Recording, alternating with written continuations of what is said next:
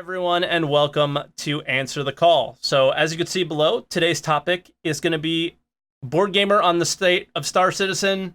I just threw that up there, but we're just kind of going to talk. So, it's going to be about just a conversation with Board Gamer. I'm pretty sure that was the title of one of the last ones. I should have probably checked that.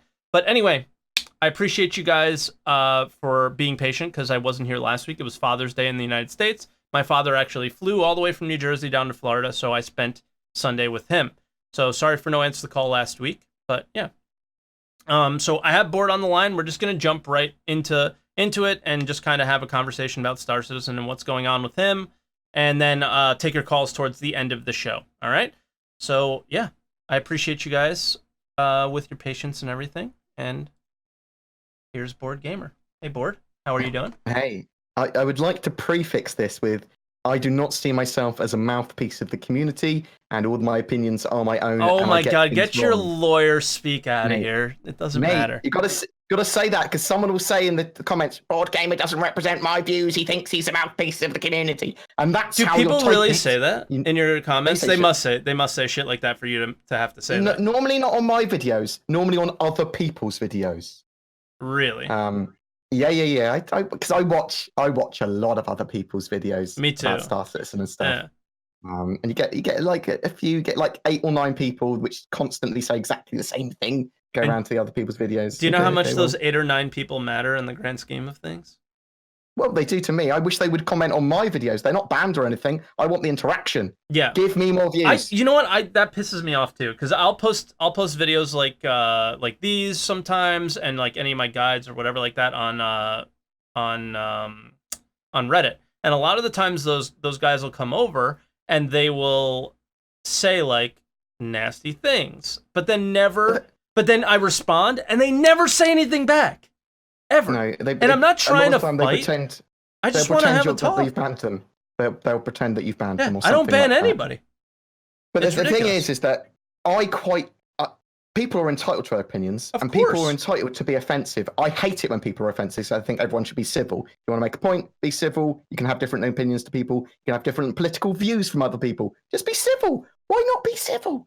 Yeah. I think it's just an odd thing that they feel it's. I'm doing sweeping generalization, which makes me feel a bit weird as well. Yeah, being civil on the internet. Opinions to me. Yeah, of course. Well, yeah, indeed. Like some people have different opinions to me, and some people are just clearly out to get an emotional response or be dicks. So yeah, and like for real, the general like detractors of Star Citizen and stuff like that. Occasionally, I'll agree with a lot of the comments that they're saying very much, just not the way they say them. You know, indeed. It's always the way they go about it. Is not. I was right. I was always right. You guys are stupid. Sort of way of speaking. Yeah. Like, wow. No. Okay. Yeah, like you're missing some little things in there, but sure. So just in general, I guess we'll start out, since kind of Board Gamer on the state of Star Citizen being the topic is, and the last time we talked, it was kind of the same conversation that we have, and maybe we'll try and make this like a regular thing, since you are the mouthpiece of the community. Oh my fucking God, wow. No, but since if anybody has their finger on the pulse of what's going on with the game, it's you, right? The amount of work that you put in and the amount of research that you do. You know, I saw a video about a random article about the state of Lumberyard on your channel the other day, right? So if there's anybody that's paying attention, it's you. So I did where do that you live feel? as well? That's the first thing I've done, sort of like live and then cut it into a video. It's weird. It is weird. I started doing it, and I don't want to at all. I think it's, in that case, that video worked perfectly, but in a lot of videos, you ruin the quality of your YouTube channel when you do it. Yeah, there's a weird thing. I think you're very good at sort of like hosting, being in charge of a conversation, pushing it where it needs to go, and then giving counterpoints and talking about everything relatively fairly. You'll talk about shit you don't want to talk about. Yeah, and that works really well when you're doing anecdotal stuff or sharing opinions. Like that's one of the reasons I love Answer the Call, because you'll have a caller on and you'll counter their opinions, even if you don't necessarily want to. It's devil's advocate stuff. Yeah, that's absolutely great. But when you cut down a video sort of like you're doing live about something informative, you watch it back later and realize you've missed a dozen different things. Yes. And because you're just doing it live and you don't have like the script in front of you, all of your notes, like everything like perfect, right? So Yeah, and yeah. it I think it's important with YouTube to cover all your bases. Like I think I put out some video a little while ago that I was like I actually tried to rush to get it out because I wanted to be the first or something. And it's like I saw all the flaws in it as soon as I posted it, you know? hmm But we don't have to compete by being first. no, I That's the love stuff. you, and that's one of the things that I talked to morphologists about the other day, and like that's what I love about YouTube over Twitch, because we had a long hmm conversation on Twitch today about kind of the competitiveness of it a little bit, sort of in a broad way, and Twitch is so competitive where if you're watching Board Gamer, you can't watch Quark or Mike Rod or whatever, and the thing on YouTube is you can watch a Board Gamer video and then right after watch a Mike video and see the differences in opinions and go, oh, interesting, right? hmm So yeah, but in general, where are you with Star Citizen? What's the state of maybe not the game necessarily? I think or we could talk about the state of the game, but for now, where do you see the state of the development of the game going? I posted a tweet the other day where I said I've never been more confident and I've never been more comfortable with the direction that things are going. And I know I've been salty over the years, but I'm very comfortable and just ready to be patient and wait for some technologies to come online. And I think the game's going to be pretty fun relatively soon. Yeah, well, I think we've thought that since 3.0 in general. Now, Yeah. the problem is that we've just had 3.5 and 3.5.1, and they were probably the worst patches that Since we've had 3.0, right? since object container streaming. Yeah, true. Because Because if you it's think about unfair it, to it say was- anything before yeah. object container streaming because of how bad the frame rates Yeah. were, right? And I think everyone Yeah. sort of like remembers how bad 3.0 was and just goes, yeah, 3.0 was terrible. But it was anything pre-object container streaming Was all pretty terrible. fucking bad. Yeah. Yeah. It was all terrible in retrospect. Yeah, I had to go on.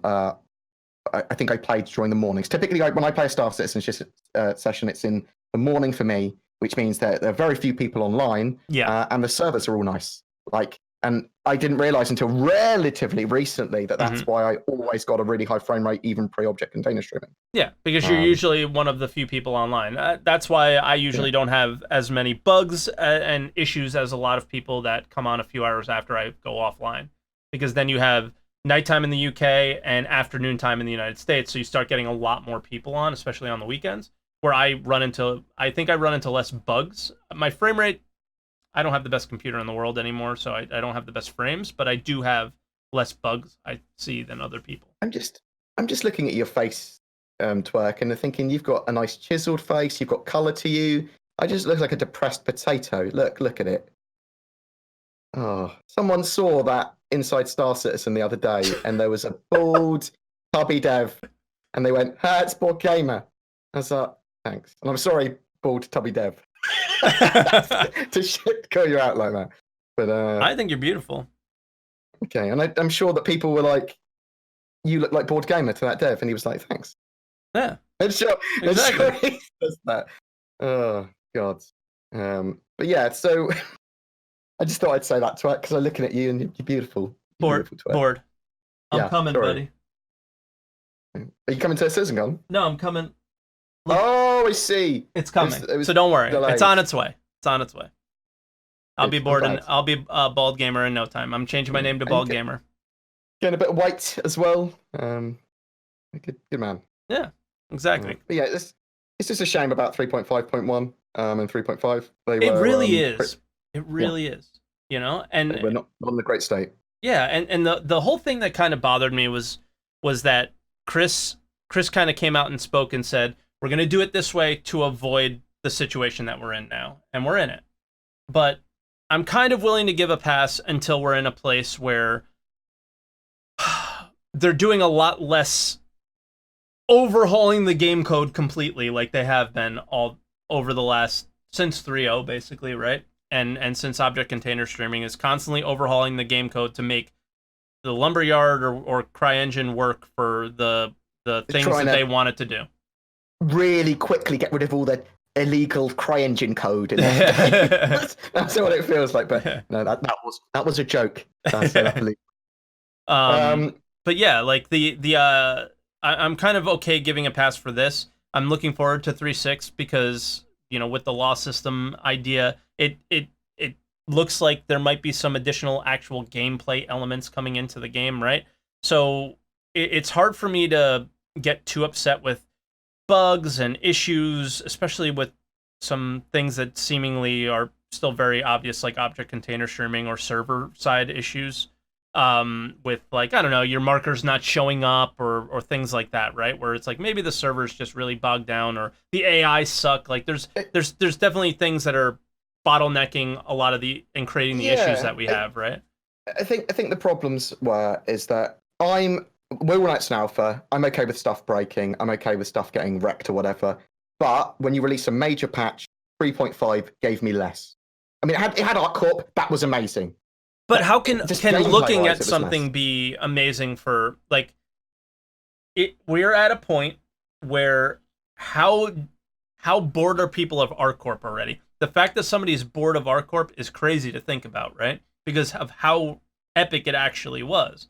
But the pieces of Can ArcCorp just aren't there yet. Going into a roof and going into one of the buildings is not something that we can do yet, right? Mhm. There's a little bit of gameplay with the roofs, but not enough. I mean, when you have dynamic missions and like modular gameplay for that, and they Yeah. can just generate loads and loads of variants and stuff, you can lose yourself in like Arc Corp maybe. Yeah. But there's not enough stuff to do there, and that's the problem with Star Citizen at the moment. There's not enough to do. Yeah. But that's because there's a conscious effort on focusing on the core of the game at the moment. Or a lot of Um, people always say that I forget to bring up is Squadron 42. A lot of the effort is there yeah, as well, and you may not see it transfer over, so on and so forth, right? But in general, just the idea of focusing on server side OCS and server, like the little bit of server meshing that'll come with it, is so important. And the fact that I think it was Sean Tracy who said it on a Star Citizen Live that said, like, we are working on the tech to deliver on the promises that we made in terms of like the scale of the game. And the fact that that is a focus instead of, I feel like, mining coming in and cargo hauling coming in and ship purchasing coming in and not really being what a finished product with any of those items. Those are the basically three like major pieces that are in the game that are relatively gameplay like. Um, the fact that he said that and that's the focus is so important to me because yeah. the delivering on that's the first time anyone's ever said that we're going to deliver on the promises that we made kind of thing to me, and it was like, oh, interesting, or that we are focusing on making to the scale of the game that we said we would. And if you I think that's it's the only time that the focus for me has ever really been there, right? Where it was always kind of very micro focused, and now for the first time I feel like they're really macro focused, sort of like how Elite Dangerous started its development, where it was like, let's build this universe and then try and fill it with fun. I think one of the things for me is that we are now waiting on tech, and that there's a bit of a hope and a bit of faith in the tech being done as quickly as possible now, and that's one of the things I don't like it with Star Citizen stuff. I like trusting them. I like having empirical evidence and the news to show me that something is going to be there. Great. And trust them based on the evidence provided. When you have to have faith or hope on something, that's something I don't agree with. That's sort of like. Do you mean like whenever like for an example, I'll be like, wow, this game it sucks right now, and then somebody else saying, well, when server side OCS comes in, it's going to be so much better. No, so I do think that's a reasonable statement to make. Okay. It's almost certainly going to fix these particular problems. That's kind of fine. But we don't know when it's going to be. We don't know with server meshing. We're not entirely sure how they're going to implement that, or if it's going to be able to solve how many people are we going to be able to have in a single shard. Are we going to have regional-based servers? There's a lot of hope there that no, they'll be able to get everyone in. No, it will work fine. I mean, maybe server meshing might not be the best way of solving a load of their problems, and they have to go for something else. So that's what I mean by hope. We can talk about it. We can talk about their plans for stuff, but it's something that's a little bit obscured with exactly how it's going to work compared to their intentions with other stuff. Yeah. And because we have no idea how they don't know any idea how effective that tech is going to be. Yeah, I mean, like object container streaming in general changed a lot of things for us with Star Citizen, right? It allowed them to bring on Hurston. It allowed them to bring on ArcCorp to kind of max things out to where we are now. But I remember everyone being like, when that comes in, it's all going to be fine. The missions are going to work, this and that and that. And it's just none of us, or most of us, aren't game developers that understand any of this at a real, true level, right? So the idea of everyone always having so much faith in everything that's said is hard for me to watch sometimes. Nobody I think a lot of people just take everything that comes out of Chris or any dev's mouth as just absolute gold, or they almost sort of twist it to their narrative, like because they may have spent a certain amount of money on the game, and I almost feel like at times they use that stuff to justify it instead of just like taking a step back and looking at it and saying, well, things a year ago they said it was going to be like this and it's not. So just I think cautiously it's fine optimistic. to report on that. I think it's fine to report on that as news. I'm course, fine on absolutely. whatever the most recent thing they say. I'm fine to say that's their intention. That's the plan. Yeah. But perfect and fine. But if they keep on updating us at the earliest possible stage, I'll have a lot more sort of like, that's great. That's much better for news. That's much better for intention and understanding. But intentions are different than. Yeah. Like it's set in stone. This is going to change. It's going to be perfect when that comes out. Which I see a lot of. It's just such a big unknown. I know that's a lot of how the mechanics are all going to operate together and how the game's actually going to play when it's done and billions of different things. It's just with server meshing, it's such a big unknown exactly how effective it's going to be and when it's going to be done. But yeah, agreed. And and I mean we talked about pillars on earlier today, and that is server meshing was supposed to be the final pillar, right? And it's something that they're starting to work on. But they've also told us that they're just starting to work on it. This is the first steps. This is the tier 0 version of server meshing. So it's not like the end all be all when server-side OCS comes in and they start expanding out the Stanton system, that this is going to change everything and everything's going to be, we're going to be able to realize what server meshing can actually do. This is going to be obviously a fairly long process, right? Yeah. It's probably the thing it's going to take them the longest, I would expect, as a single feature. Yeah. That's incredibly important, and it's well, I mean, they might have a crazy breakthrough or something when they have server meshing, when they have object container streaming server side and full persistence in. Maybe, who knows? The problem is I don't know enough about the actual tech and how it works and how it's coded and that sort of thing. But well, I'm going to jump in. I'll jump in real quick and just say this before we continue the conversation. If anybody does want to call in and you're a fan of Board Gamer and want to ask a question of him or anything like that, you can join the Discord and get into the green room, and the mods will kind of sort everybody out in the order, and we'll bring them on and call towards the end of the show. So we'll probably talk to Board for about an hour, and then take a few calls at the end, and then say goodbye to you guys for the day. But where I want to continue this was I think a lot of people forget about the whole server meshing thing, and when they say thousands of players or hundreds of players, right? That Star Citizen isn't necessarily your traditional MMO where it's very player driven. That I think a lot of people forget the fact that it's actually very NPC driven, right? The NPCs drive the universe and you're just living in it. And I think a lot of people forget that it's not going to be necessarily Eve. I've never played Eve, but how I understand Eve, and I know you have, you can correct me. I believe that game is player driven, correct? Yes, so the economy and everything like that is all player driven. There are obviously NPCs to fight against. Yeah. And in the latest patches, they are making it even more PvE rather than PvP. Eve has lost its magic for me, unfortunately. Okay. Over the last few years, but it's incredibly player driven, which is just an interesting departure of what Star Citizen wants to do, which is player influence. Yeah. But NPC simulated. Yeah, we'll be able to influence some trade prices. Maybe you might be able to block off an area for a little bit or something, but mostly NPC driven, right? That's what I think is going to cause the most economic sort of like damage and stuff, is that people will blockade. They will Yeah. stop all sort of like NPCs getting cargo through, or players will do a load of different types of mission in an area, which will massively affect that area. What do you think about this? I've spoken about this before, and I always meme about Test Squadron just because I have a lot of friends in it and it's fun. This is something that I see in Albion Online, where the number of players that can be in an Albion Online instance is, and I don't think anybody here can correct me if I'm wrong, because I don't think they play it.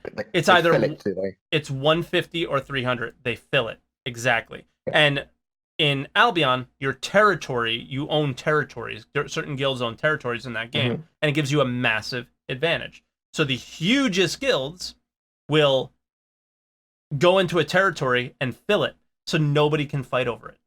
So in EVE, there's time dilation to allow massive fights, but also there's maximum sizes of organizations. And Star Citizen doesn't have that at the moment. No. EVE has that. We need restrictions in some form, either on the size of an organization, and you can do it so that it's financial. You can do it so that they're taxed or something. Yeah. So if you've got above 10,000 players, for every 1,000 extra, it's another 0.25% tax off everyone's missions that they get in lawful space, or something like that. Yeah. Or they can just restrict the maximum size and break down orgs or whatever. But or they can. There's lots of other things they could do. But you need to have some restrictions. You need alliances to form. You need other sort of ways of socializing, because otherwise you just go, well, let's all be in the same org. Just have two orgs, lawful and not lawful. Yeah. So the whole thing is, we don't actually. This is so far in the future that we don't know. We obviously know that you'll own territory in Star Citizen, right? There's land claims, maybe potentially stations. Never. I doubt systems or whatever. But the idea would be is an org like Test Squadron. The system, though. Sure. You could try to enforce that with as many people as possible. Absolutely. And could an org like Test Squadron take advantage of that? I think so. So there's no restrictions. Yes. Until there's a restriction. So it's not something that should be thought about now. But as server-side OCS and server meshing starts getting thought of and implemented into the game, I think that needs to be a thought process that goes on probably, I don't know, year or so from now, most likely. But yeah, so I don't know. Generally, how do you feel? How do you feel about the state of the game now? How do you feel? Just what are you feeling these days versus maybe 6 months ago when we spoke last? Okay. Yeah. So I'm liking what they're doing with the roadmap. They are telling us, they are keeping us informed. Yeah, stuff moves in and out of each of the patches. We know that, but they are telling us at the earliest possible stage. We just have to accept that a patch might be entirely different by the time we get to it than it is on the roadmap. But they tell us where stuff's moving around, and it's good to know that rather than not know that. 3.5 was a disappointment as a branch, but I think they acknowledge that. They are genuinely starting to deliver a lot of the stuff that they want to. The bones of the game are coming together. We're starting to get a little tiny bit of meat on those bones. I think that it's, for me, a lot of whether this year the Star Citizen's development is a success or not comes down to CitizenCon. Okay. Somebody asked me that today. What are they going to show? It's hard to say at this point. Well, I mean, so you can look at the roadmap and you can look at the monthly report for a lot of indicators. Of course. Okay? Yeah. So they're really working pretty hard on Microtech and Horizon, the Crusader landing zone, Horizon, whatever you might call it. Would you say that that's disappointing? A disappointing reveal for a CitizenCon in 2019? No, so that's just going to be part of it. So they want to show gameplay that's in the near future.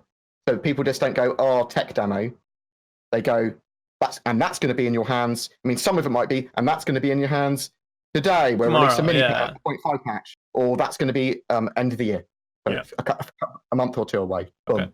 And I think that's actually a really, really good idea for the way they do stuff, because they can also then talk about and show throughout the day stuff that's happening in the future and do Squadron 42 stuff. Yeah. So I genuinely think, because of what they was said on the roadmap, because they're doing a vertical slice for the first third of the game, and they were working on it and then stopped talking about it, I'm almost certain we're going to get a Squadron 42 release date at CitizenCon. I mean, Wow. I know how ridiculous that sounds because I've said that for the last 2 years. I mean, Maybe longer. for fuck's sake, it's a year out from when they hope to be in beta. What? Okay, this is something that I am not. I was a massive Wing Commander fan. It's what brought me to Star Citizen in general. So if anybody was excited about Squadron 42, it was me. I want the spiritual successor to Wing Commander, right? Those were the games that I loved. But I also love MMOs. My focus is definitely more on Star Citizen, what's changing in that. I do not spend nearly any time looking at the Squadron 42 roadmap. What the hell does beta mean to you on the Squadron 42 roadmap? Beta or beta is feature complete, and just requires polishing and maybe edits. It's the intention of and everything in game, but not fully tested. Okay, and at that point, they likely can figure out when a likely release would be. Or what you're saying is they probably already have a planned release, but could get delayed, like a lot of games. GTA's got delayed, the other games get delayed that are big, right? I mean, Star Citizen's been delayed a good few times already. Just a few. I mean, let's be fair here. And let's be generous to them. It's only been a few. I'm just kidding. It's been like a million fucking times. Literally everything's been delayed.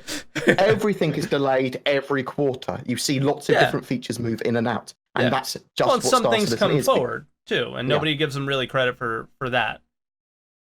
So one of the things is that a lot of the industry adopts some of the way that Star Citizen do things now.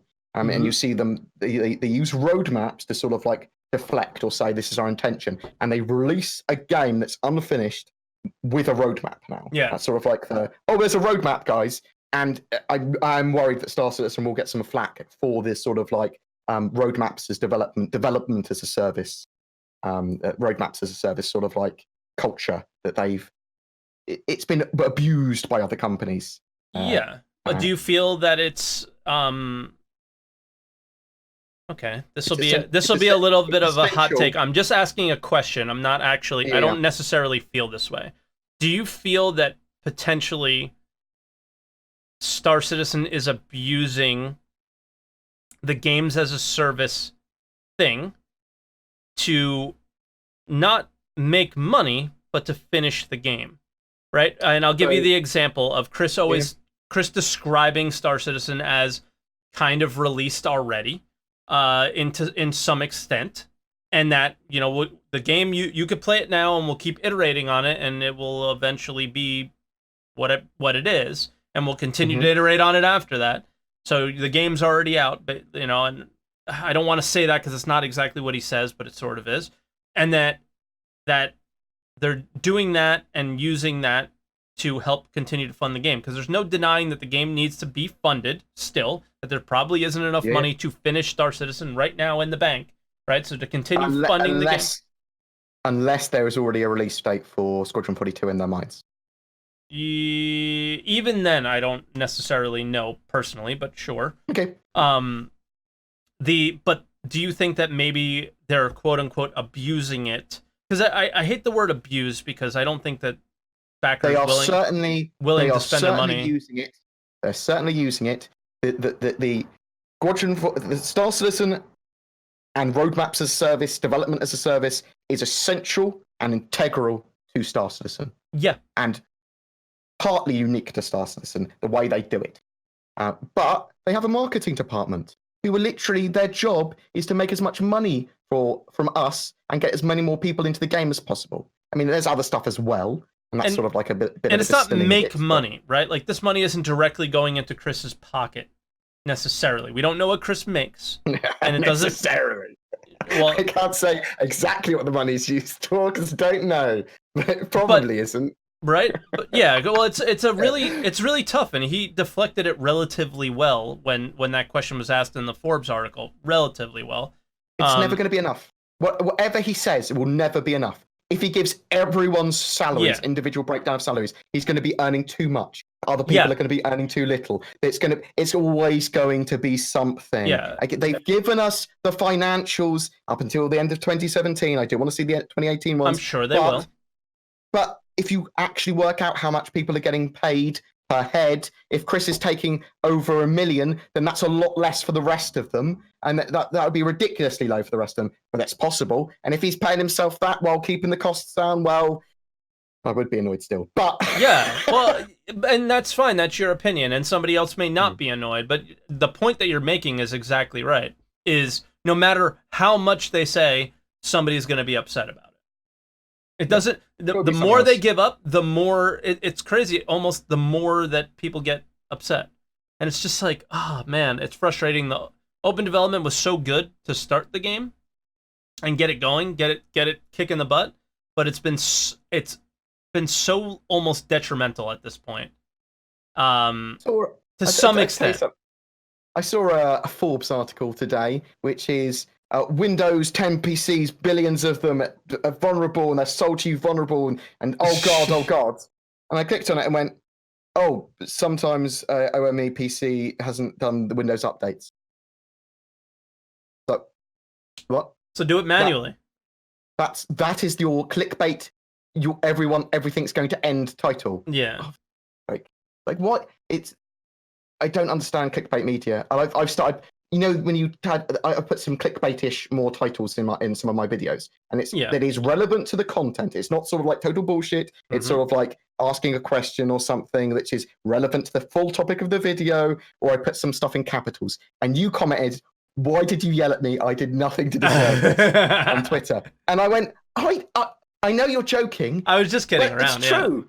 Yeah, but I don't want to have to put capitals in my title. I don't want to have clickbaity stuff. I want to be able to say this video is about space stations, some of the weapons, and then we talk about some other stuff. And I don't want to get punished on YouTube for not having a clickbait title. Well, YouTube, all right, YouTube is something that is so great, and I love it so much more than Twitch because discoverability on YouTube is possible, where on Twitch it's not.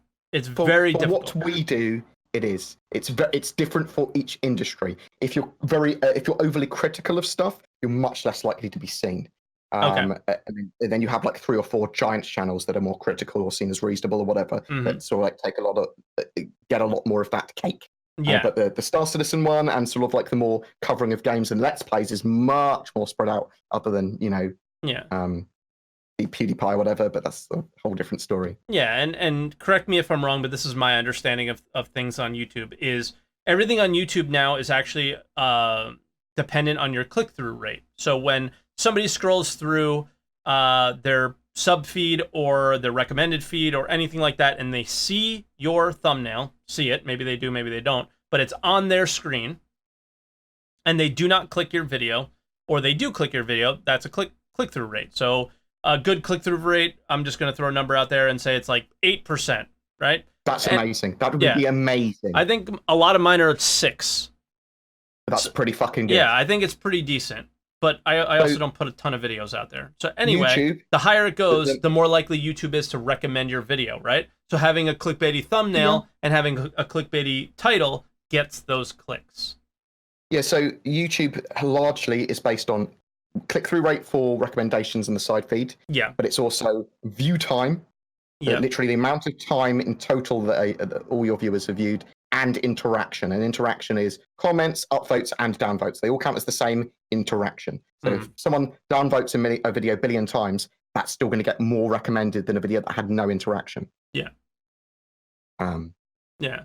I don't know. It just kind of upsets me a little bit that the idea that the interaction is important. So you get people asking you to like and subscribe to a video before they've even watched it at the beginning because they're trying to get interaction early on.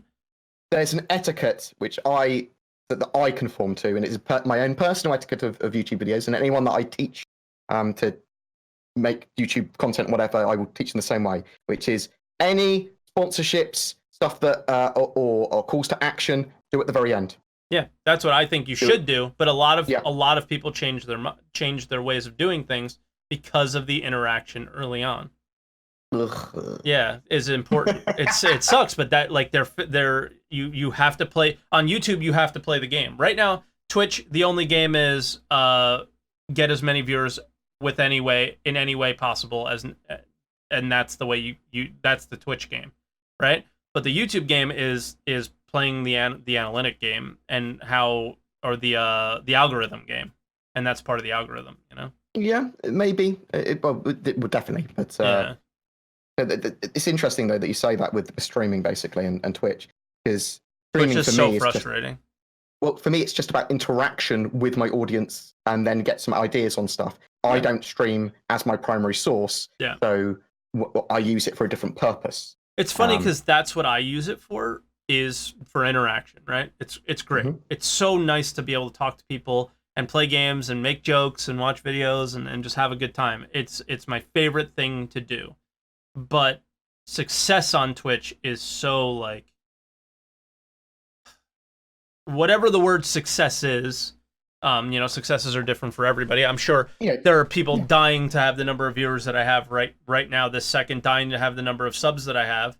But obviously, I'm human. I want more and more. You're always going to be jealous of someone at all levels. Yeah. Even if you're at the top of the game, you're going to be looking at someone else's YouTube or someone else's Twitch and thinking, this mother trucker's got 30,000 subs and I've only got 12,000. What has he done to deserve that? I work my head. Put my heart and soul into my videos. That's funny. And it's funny because I don't look at it that way. I've never really felt.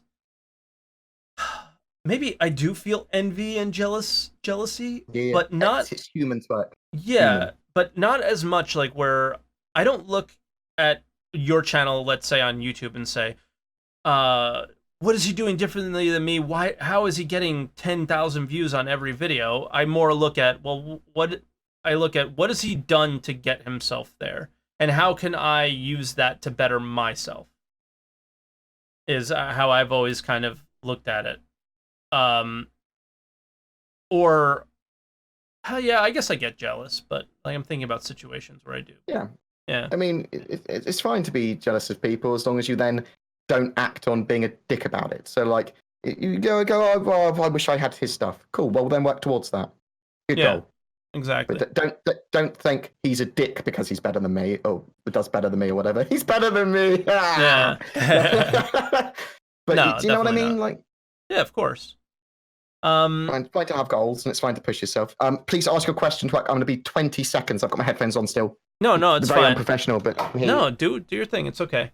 Backtrack. Run. No. So what I was thinking of, like, I've been watching a lot of your videos lately, and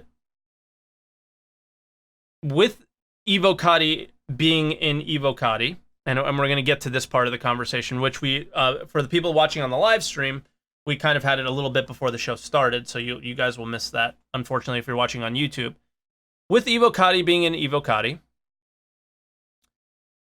what I noticed more on the last few videos is a lot of the conversation that you seem to be having is more speculation, because unfortunately, the things that we'd like to talk about, I'm in Evocati, I know you're in Evocati, the things that we would both like to talk about, unfortunately, we cannot, right? So, sort of, what are you doing to continue to make the content to the quality that you do during times like these, as a patch is coming to the end of its cycle and a new patch is starting to become to the start of its cycle? And then we'll get into the kind of Evocati NDA conversation, which should be very short, since I've already had the conversation, I think, on this channel twice. On this show twice. Definitely once with Astropub, which that is my least watched Answer the Call, so go watch it. So it's typically relatively hard just before like a week or two before a new patch comes out, just before it goes into Evocati, and then when it goes into Evocati for me. Yeah. Only because there's stuff I want to talk about and do, and I'm also playing in the Evocati, so I'm feeling like, well, I'm playing. How hard is it? Any of this. This is the hardest thing about it. Is there's something that's on the roadmap, there's something that's been on Inside Star Citizen, and there's something that's in Evocati, and they're all there, and you have no idea what you can say and what you cannot. Yeah, so it's not the NDA is written really vaguely, so they can attempt to enforce it however they want. Yeah. But that's not a great look, and lots of that stuff would be unenforceable, in my opinion. Anyway, I'm not giving you legal advice. I'm just saying that's my understanding of it from reading it. So Well, yeah, I mean, the NDA is not great. Yeah, and if you look at like Nubifier posted the patch notes recently, which I think I'm breaking NDA just fucking saying that. Like it's frustrating. But no, I mean you can talk to stuff that's been posted on his channel. You just can't talk about the specifics of Evocati. So there's the spirit of the agreement as well, and the idea of the spirit of the agreement is that we are not supposed to share and leak stuff, and we are not supposed to further leak things or push things out that are leaks. Yeah, because like when I say that, I'm sort of pushing people in that direction. But like it's just part of to have this conversation. Is okay. They're there. They're out there, and a content creator has made them. Has made a video about them using that content that you should be able to. You should be able to report on that. That's the thing. If Kotaku or a news outlet or something reported on an Evocati patch, I should be able to be free to cover that because it is no longer confidential information, and that's how the Evocati information is defined. Yeah, it's defined as confidential. It's now public domain in the same way that Intel do it with their partners. As you said earlier, Linus Tech Tips, he's got his Intel chip, can't talk about it. 3D Guru, a news site, goes, leaks on this, and then Linus Tech Tips covers that immediately. Yeah. Doesn't break his NDA. Now, our NDAs are just quite vague, sort of like with this sort of like assumption that you have to protect the leaks as well. You have to do all in your power to prevent leaks and not share them any further. Whereas I'd argue that it's public domain once it's been leaked. Yeah, and no longer Evocati. Yeah, and the whole thing is the most difficult thing is, and I'll use the law system for an example, right? Is they've talked about the law system, it's on the roadmap, and it may be an Evocati, right? So now if you want to make a video and discuss it at all, you can't, like, you have to tiptoe so much to the point where I wouldn't even know what to say about it. Because I don't know what I'm allowed to say about what I actually know about it versus versus what's relatively out there, right? And the idea is I just want to have a conversation. It's a fucking video game, right? It's a video. Like in the grand scheme of things, it's a video game, guys. And if I want to sit here and talk about a video game with my friends and I have to like sit here and like tiptoe around, it's kind of ridiculous. Like, get over yourself a little bit. It's a video game. I don't know. It's so frustrating. Copy pasta. Yeah, that's Twitch chat. That's Twitch chat. Now you have to respond to it. I'll read it for you. Somebody said this in Twitch chat. Hey, BoredGamerUK, I love you. You complete me. I've changed my name from Chris Roberts to Chris Money Roberts, by the way. I did this because I'm making so much money from ships. When me and Sandy came up with this project, we never expected to make so much money. I thought once people figured out we sucked at making games and might stop buying ships, that we were clearly wrong. People buy ships all the time. I want to take you out for a night of drinking and strippers. There you go. Are you accepting that invite? Yeah, let's go out. All right. I mean, I didn't think we had any money left after the last time.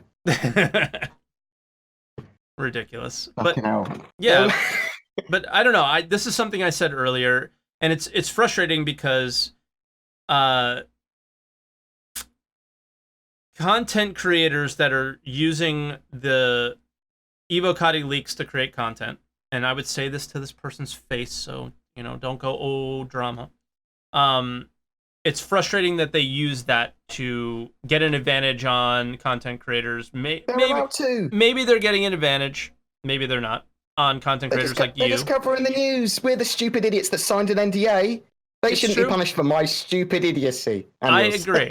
I agree. I'm not disagreeing with that. I just wish that CIG would do something slightly more. Well, I don't want them. I don't want them to punish them. What I want them to do I don't want them to necessarily get punished either. we should be able to comment on the leaks freely. They should say, we understand that once it's leaked, it's public domain. Don't go leaking it yourselves. That would always still be breaking your NDA. If we ever found out, we'd take action against you, and that would be 100% fine. And they could even say no sharing screenshots, no sharing Evocati videos, materials still. Isn't that what happens in a lot of other games? I'll go back to Albion. Yeah. Albion has like NDA and stuff like that. NDA patches that like only the top PvPers and stuff play, and they comment on the changes, but they don't. They don't show videos. Yeah, that's exactly right. Like, what's wrong with that? Sometimes some of them do show videos and that sort of stuff, but I'm not sure if that's against their NDA or not. Yeah, maybe they get in trouble for it. And like, and one of the things that I argued, and this is such a flawed argument, but I figured I'd just bring it up anyway, is that let's say Nubifier leaks some patch notes. Well, then Nubifier shouldn't be allowed to be a part of the PTU anymore, because as a content creator, the whole time where you make the most money, where I make the most money, which means viewers and eyes on, would be during the open PTU phase. So right after Evocati, when everyone's like, boom, here's the patch, here's what's in it, everybody, come and look at me, I'm making content, new stuff, shiny stuff. That if someone's leaking it at that time, then they would be punished. Now the flaw in that is that the only people who are getting punished then are content creators, not the assholes who are leaking something on Reddit or whatever, right? So it's impossible to enforce. Punish the people that are actually leaking. Where Noob isn't leaking. Noob is just reporting on a leak. Exactly. He's covering the news. He's doing what his channel's supposed to do. Yep. If he was in Evocati and doing that, I mean, at the moment, then I'd say maybe they just need to kick all content creators that have YouTube channels, because it is it's a conflict of interest. It's a massive conflict of interest. How can I be unbiased and report on Star Citizen news if I'm not allowed to talk about stuff that's leaked? That's ridiculous. It's absolutely ridiculous. Why should they do anything that has anything to do with us?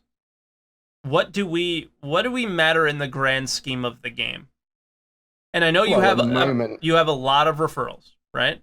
So obviously you have a monetary value added to your just being to them, right? I mean, I'm just part of the community, and I think that they should understand and respect that a load of the content creators and a load of other community members and Evocati or whatever, they all go out of their way to either support the game, and Star Citizen is built on the backs of a load of other people and their goodwill. Absolutely. There is no way to test this game with the amount of QA members that they have. They need the PTU. Now, whether it's Evocati or just the regular open PTU, they need it. It is essential to get this game even remotely finished, because there is no way that you could test every single planet, every little piece of it, every station, every ship, and every little bit of missions, all of that stuff, right? It's impossible. So the need for this is obvious, right? But the idea of punishing certain people is frustrating. I'm not sure that, I don't feel like they're punishing anyone. I mean, it was definitely our choice to sign that. We just didn't realize the consequences of now. Lots of people are covering it. I want to be covering it. I want to be covering leaks. I'm throwing my toys out of the pram. Like, that's what it is. Yeah, and I personally don't. So, like, I really don't feel like I have any skin in the game at all. Like, during this time, I just play other video games on stream. I may not do an answer the call that week, but I don't do this for a living, right? The thing is that I feel that if I go, look, can you kick me out of the Evocati so I can then cover this stuff? I feel that as soon as that happens, they'll be like, oh yeah, now we're changing the Evocati so you're allowed to talk about it, and you will have Squadron 42 beta. Congrats. I feel like it'll be something like that. And I'll be like, ah! For me, and I've said this before, I love being an Evocati. It's actually really refreshing to see how much the people care and all that stuff there. But the more important thing for me is the reason I want to be in it is because when a patch comes out, I'm informed on what's actually going on. Whereas the people who are not are like, oh, how does this work? What button do I press? Right? But you see that from the leaks anyway. Like you can read all the patch notes, which gives you enough of an understanding, and then you can look at other people's videos that have leaked them. Like, Yeah. do you see what I mean? It doesn't give us an advantage. I don't have that much time to play Evocati because I'm still producing videos. It just literally cuts out what I'm allowed to say or not. And sometimes I'll be making a video and I'll be talking about some stuff, and then I'll be like, "Hang on, that's in Evocati and it might not have been referenced publicly." Yeah. After we record that bit. Yeah. It's sort of like, it's just so annoying. I would say we beat this horse dead too at this point anyway. Yeah. I don't know if it's ever going to change or what, but obviously I think the idea is something should probably change slightly, or it really comes down to like, yeah, Proxys. Why not just ask to be removed, Bored? Yeah, Winky face. Oh, because yeah, because it feels like we're being held hostage somewhat to like not actually, but like exactly what you said is that something will change and I'll have an advantage of being in it. Yeah. If I'm being held hostage to work, I've got Stockholm syndrome. I mean, it's my own fault at that point. Yeah. I don't feel like I'm being held hostage. I don't like this is just straight up for me. I don't use it for anything other than when I come on my first stream on the day that the game comes out, is that I actually know what's going on and I'm comfortable, and it's like, all right, I'm going to show you these things during this time, and I'm not going to have as many issues as other people with it. That's all I use it for. It's such a unique thing to be annoyed about as well, because so many people would like give their left arm to be an Evocati. Like they want to see the latest Star Citizen stuff so much, and it's just such a weird thing to be like, oh, I can't report the news. It's just I want to do news. I want to do all the news. Why can't I do all the news? All right, well, I don't know, man. I hate that this is where we're at, and we have the 3.5, we have 3.5.1, and it wasn't as exciting as we would have hoped, and that our conversation unfortunately turns into I want to report the news and I can't. But the idea would be, I don't know. I guess we'll end here before we add the callers in with this. A year from now, where do you think we are with Star Citizen? I think we may be getting hyped for a potential Squadron 42 release for the end of the year. Okay. I think a lot more of the gameplay mechanics will be refined. I mean, we're talking about a time when a load of the core game should be nearing completion. The push for Squadron 42, the push to get those mechanics in Star Citizen. Okay. We could very well have full persistence and server-side object container streaming in that time. We might be looking towards like the IG might be releasing a new system in 4.2. I feel like 4.0 will be the new system, but 3.9 will not be the last 3.9. I think there'll be lots of 3.9s. I think they'll just go, don't worry about the numbering scheme. 4.0 is just going to be 3.10. It's irrelevant. The numbering scheme is irrelevant. Yeah, that's true. It definitely is irrelevant. Yeah.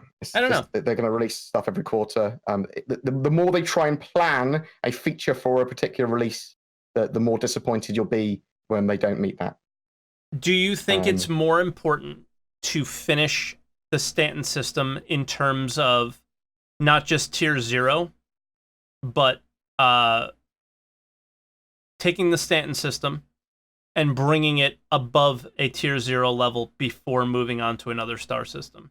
Do you think that would improve the development pace of the game or be detrimental for it? I think that they should, after they get the standard system to a reasonable level, release jump points, go into the new systems. That makes sense to me. How important do you think jump points are at this point, with the travel times in current systems and the amount of gameplay that they have said that we expect you to maybe stay around a planet for a while?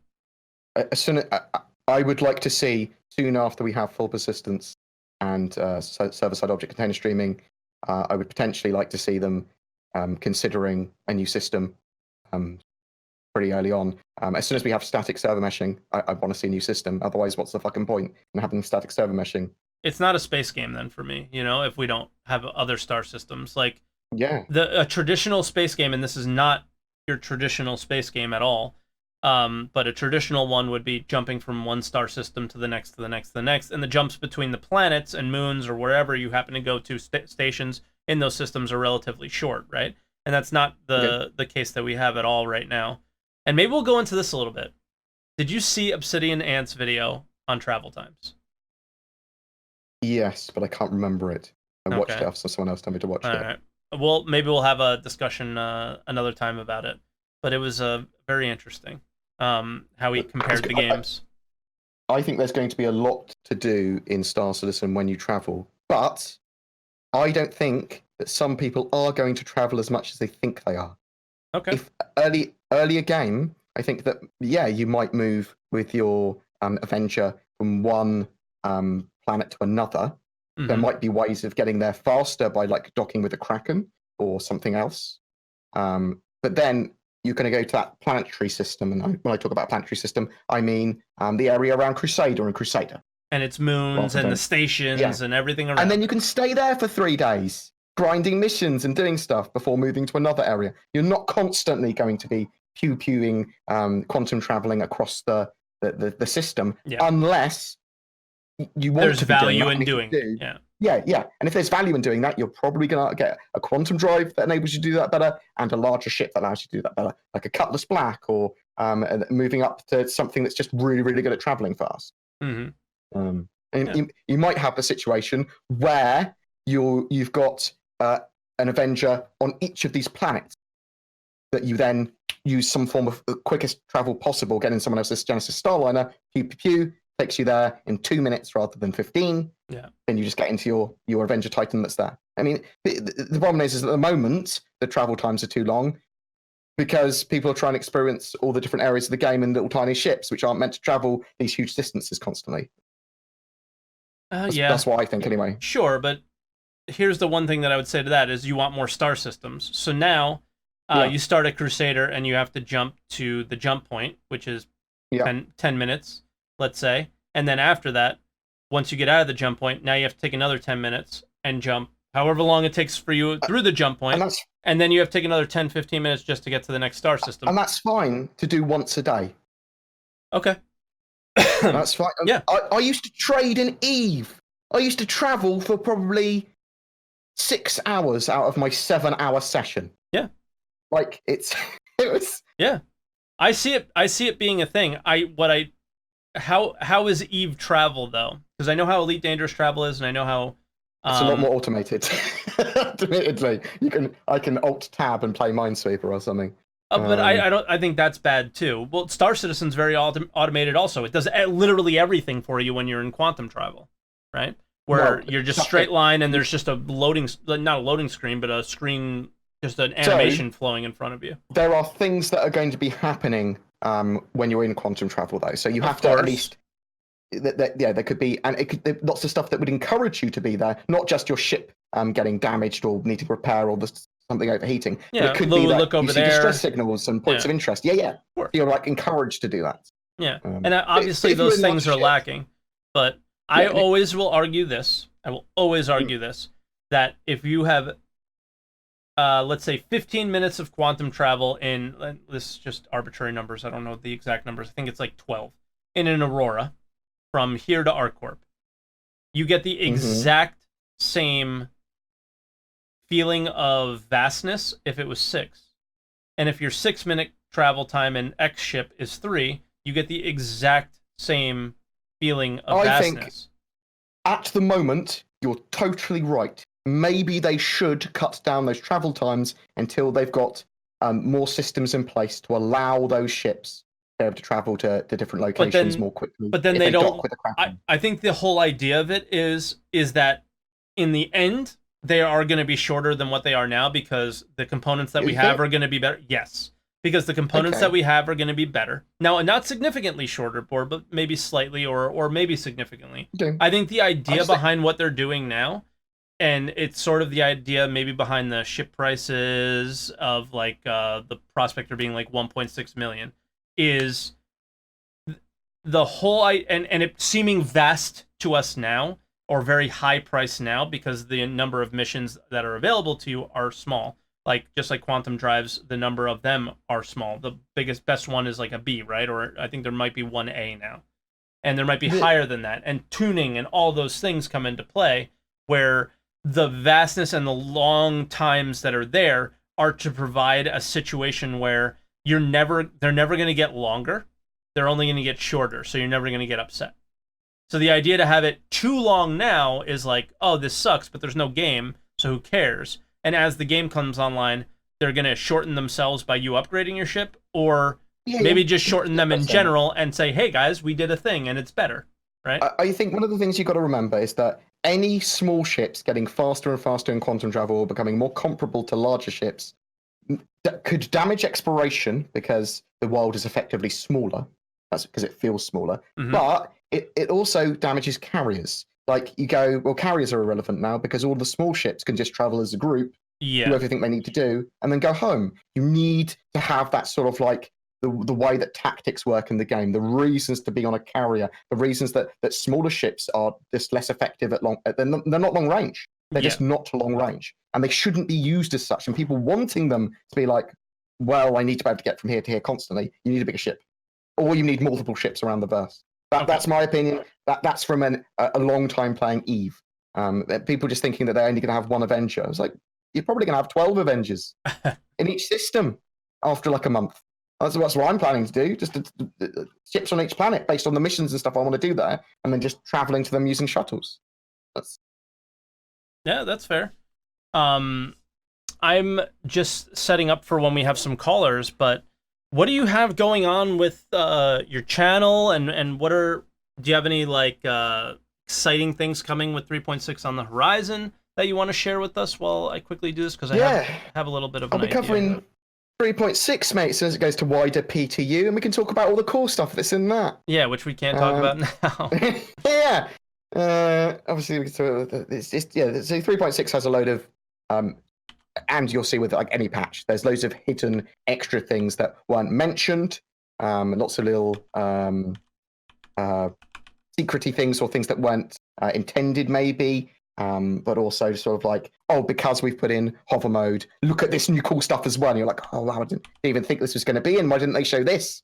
And and I'm not sure. Do you like the little surprises they give and not sharing all the information about a patch? Or do you think they just tell us all? I actually love it. Okay. I don't. I want to know more. It. You don't. I want to know at the earliest possible stage. I want to know every fucking single thing. No, I love it. I love.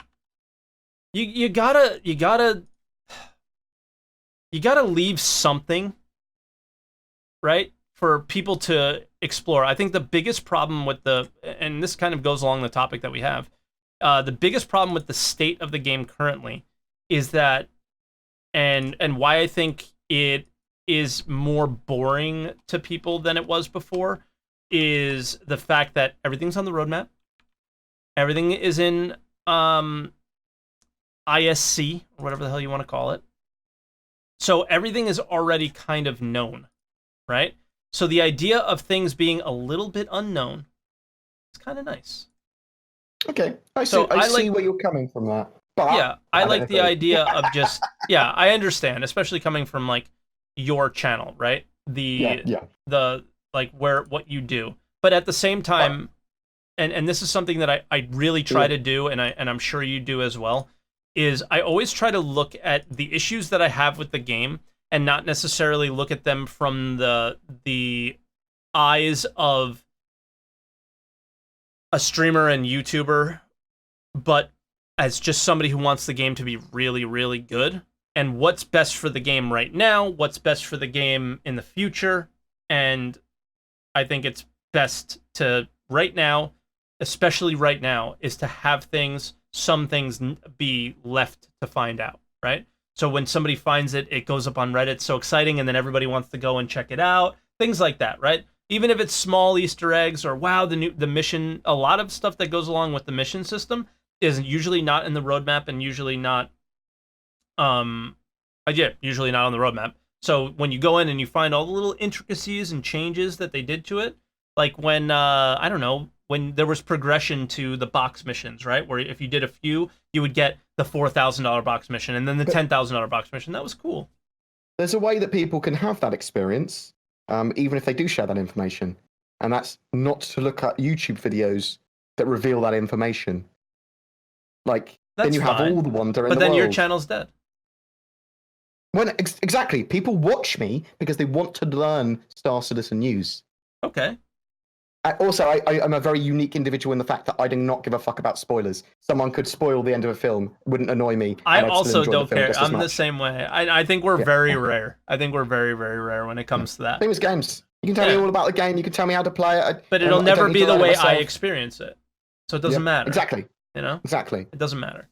But all right, let's get into some calls. We have a very popular caller on the show. He comes in on most weeks. ASN, Sergey Novak. Did I say that right, ASN?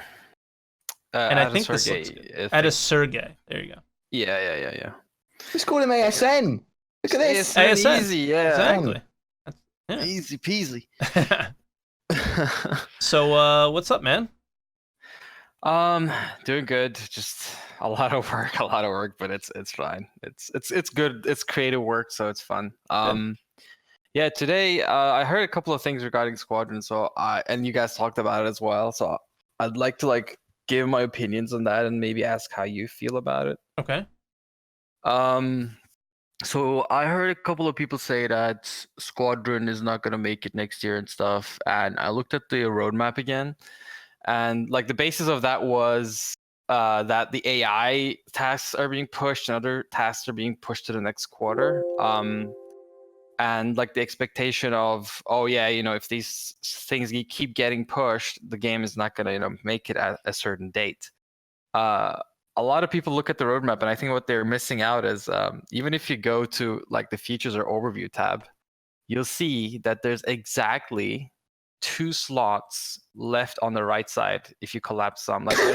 So basically, if you look at even at the site, I think there's a Q3 and Q4 spot hidden and reserved right there on the site. Even at the overview, if you open it full screen, with Q1 and Q2, I think there's going to be a Q3 and Q4. So my expectation is that they're going to actually go for a Q4 release, and they left that as a buffer there. Yeah, I think they're probably going. They're probably planning, if all possible, and everything goes great, Q4 release 2020. That's what I'm hoping. That kind of is how it feels to me, because with these tasks that are being pushed, they still have 2 quarters where they can push these tasks forward to, and even if they get 60% done or 50% on each quarter, they still make it. The one part that I'm really, really not sure about is the overview bit, where on the roadmap you see the chapter progression. I'm not really sure if this is a good way of showing the difficulty or whatever challenge here is at each chapter, because as you see, you have 5 phases for each chapter. But from a technical perspective, it doesn't relay what the complexity is per phase in each chapter. So what's the complexity level of a white box playable compared to a if you go forward to some some just have white box, so gray box, for example. So it's hard to gauge the progress of chapters on this roadmap. That's my opinion. So I'm more worried about that bit rather than the futures for Squadron, because there's a lot of stuff to do here, and we don't know how long these chapters are, what is in them. So I don't know what progress here is going like. I don't know if you understand it. So that's one of my questions. I mean, no, you're totally right. It is really, really hard to gauge how far each of those individual chapters is. But I would expect them to be working on the larger ones first. You see what I mean? And then smaller ones afterwards, because they're probably the in between scenes for a lot of stuff, and the more cinematic things, rather than actual gameplay area, and sort of things that are happening. But I don't know, and that's an annoying thing. It's really, really broad, and you have the ticked ones which are done, and then the ones that are not ticked are the ones work in progress, and we don't know how complex each of these milestones are. So yeah, I don't know, but I do still think that they're gonna go for a Q4 release. And on the state of the game, another point I have to mention, on top of all the debates, is the stability of the game is right now suffering more than ever. Yeah. And 3.5, I think, while for the community having a great, big planet, an urban planet, is like a nice visual thing. It's a nice marketing thing. But from a server side, I don't think it was the right call now when you're looking back, because Seems it like pushed a the really server bad to one. such a brink. Yeah. Yeah, it pushed the server to the brink of like its stability issues, and like everything is like waiting for server side OCS. But did they It have a kind of choice? dropped stuff. That's a good one. Because if they didn't release ArcCorp, what would have happened? Right. Yeah. And that's kind of Yeah. why I wanted to interrupt you there real quick. I know people get upset about it, but No, that's perfect. Yeah. the reason would be is if they didn't, people would freak out. Right? And if they didn't know what the cap was, they had to get to it. So now they know what a server can fit in it. And now they know how many servers they need for X amount of star systems and all these things, right? I would imagine. It gives them more information to progress towards server-side OCS, server meshing, and would that's be what my it is guess. exactly, Scott. They make progression, and because of the way that their alpha of development is done, progression is not necessarily the most efficient path. They just sort of like keep on moving forward with this stuff. Yeah. And they keep on developing the game. They're making progress, but that's certainly not the most efficient way of making progress. That's certainly not they're learning as they do it, and they're like, oh well, that wasn't a great patch or whatever, but we'll get the next one in and make it better. Oh, everything's been delayed. Well, the next one won't be so delayed. Well, what I asked is, do you think that there's a better way of doing it then, and what would that be? Because, I mean, most games traditionally get developed a certain way. They're not as open as Star Citizen is. They don't need to have the game be playable and or whatever, enjoyable in the state that it's in. So to ask you a question, ASN, would be, if you didn't like that, what would have a better way been? Okay, so there are two sides to that coin. And I'll be messing with the scene a little bit, so I'm sorry, guys. I'm trying to get the visualizer up for ASN on the screen. Yeah, so like there are two sides to that coin. So like on one hand, as a player who actively plays Star Citizen every quarterly patch, I would want to have more stability, right? So that's what a consumer of Star Citizen, like a gamer, would want. On the other hand, on the development side, I would definitely do what they did, because again, the point is you push it to the limits. You know where your limits are. You know where it breaks. That's the point of an alpha. But so two theories clash here. It's like a live product that is supposed to be played, but at the same time, being developed heavily still. So yeah, on the long term, of course, pushing the everything to the brink is the right strategy for the game's development. Yeah, that's. But for people, like it's a pain right now. That's what I'm understanding from a lot of people. Where like, oh my god, this just servers are just dying on us day and night, and yeah, it's going to be quite tough, and that's why Microtech is not coming in for ages. And everything is just all the assets and more server calculation needing stuff, more data driven stuff on the server is just being pushed forward as much as possible. So yeah, I don't know how it's going to be stability wise going forward in these next months. Yeah, and well, the thing is it probably won't change very much until the work gets done on server side OCS. So with 3.6, they haven't given us any indication that it would be there, right? But they do have on the roadmap is it 3.8 is the release of Microtech? Am I right on that? Yeah, correct. So that would be the last patch of the year. So that would be the December patch. So that, I think, is probably their idea, where they have at least some of the work done for server-side OCS. Now, we do know that everything OCS related up to this point has been super duper delayed, and it was more difficult than they thought it would be. So I can't imagine that this would be any different. Well, although any work done on the original OCS should probably help them with the server-side OCS. Yeah, right. They did mention that they were in a much better place of understanding the tech, how it works, and were able to do it a lot quicker. It's not new to them. They've got a good grasp on it. So they mentioned that. Yeah, looking at the roadmap now, though, there's Like, because from what I remember, they said it's first client to server at actor networking reworks to prepare for server side OCS, and then server to client, and with that they would do server side OCS. But now server to client actor networking rework is pushed to 3.9 in the first quarter of 2020. So And as far as I'm Microtech aware, before. the main part of that is the one in 3.6, the client to server, because it makes the servers authoritative, which is Okay. essential for the tech. I'm very possible that the server to client is also really, really important for that tech, but I'm not sure if it's essential for server-side object container streaming and full persistence, or if it's just an addition.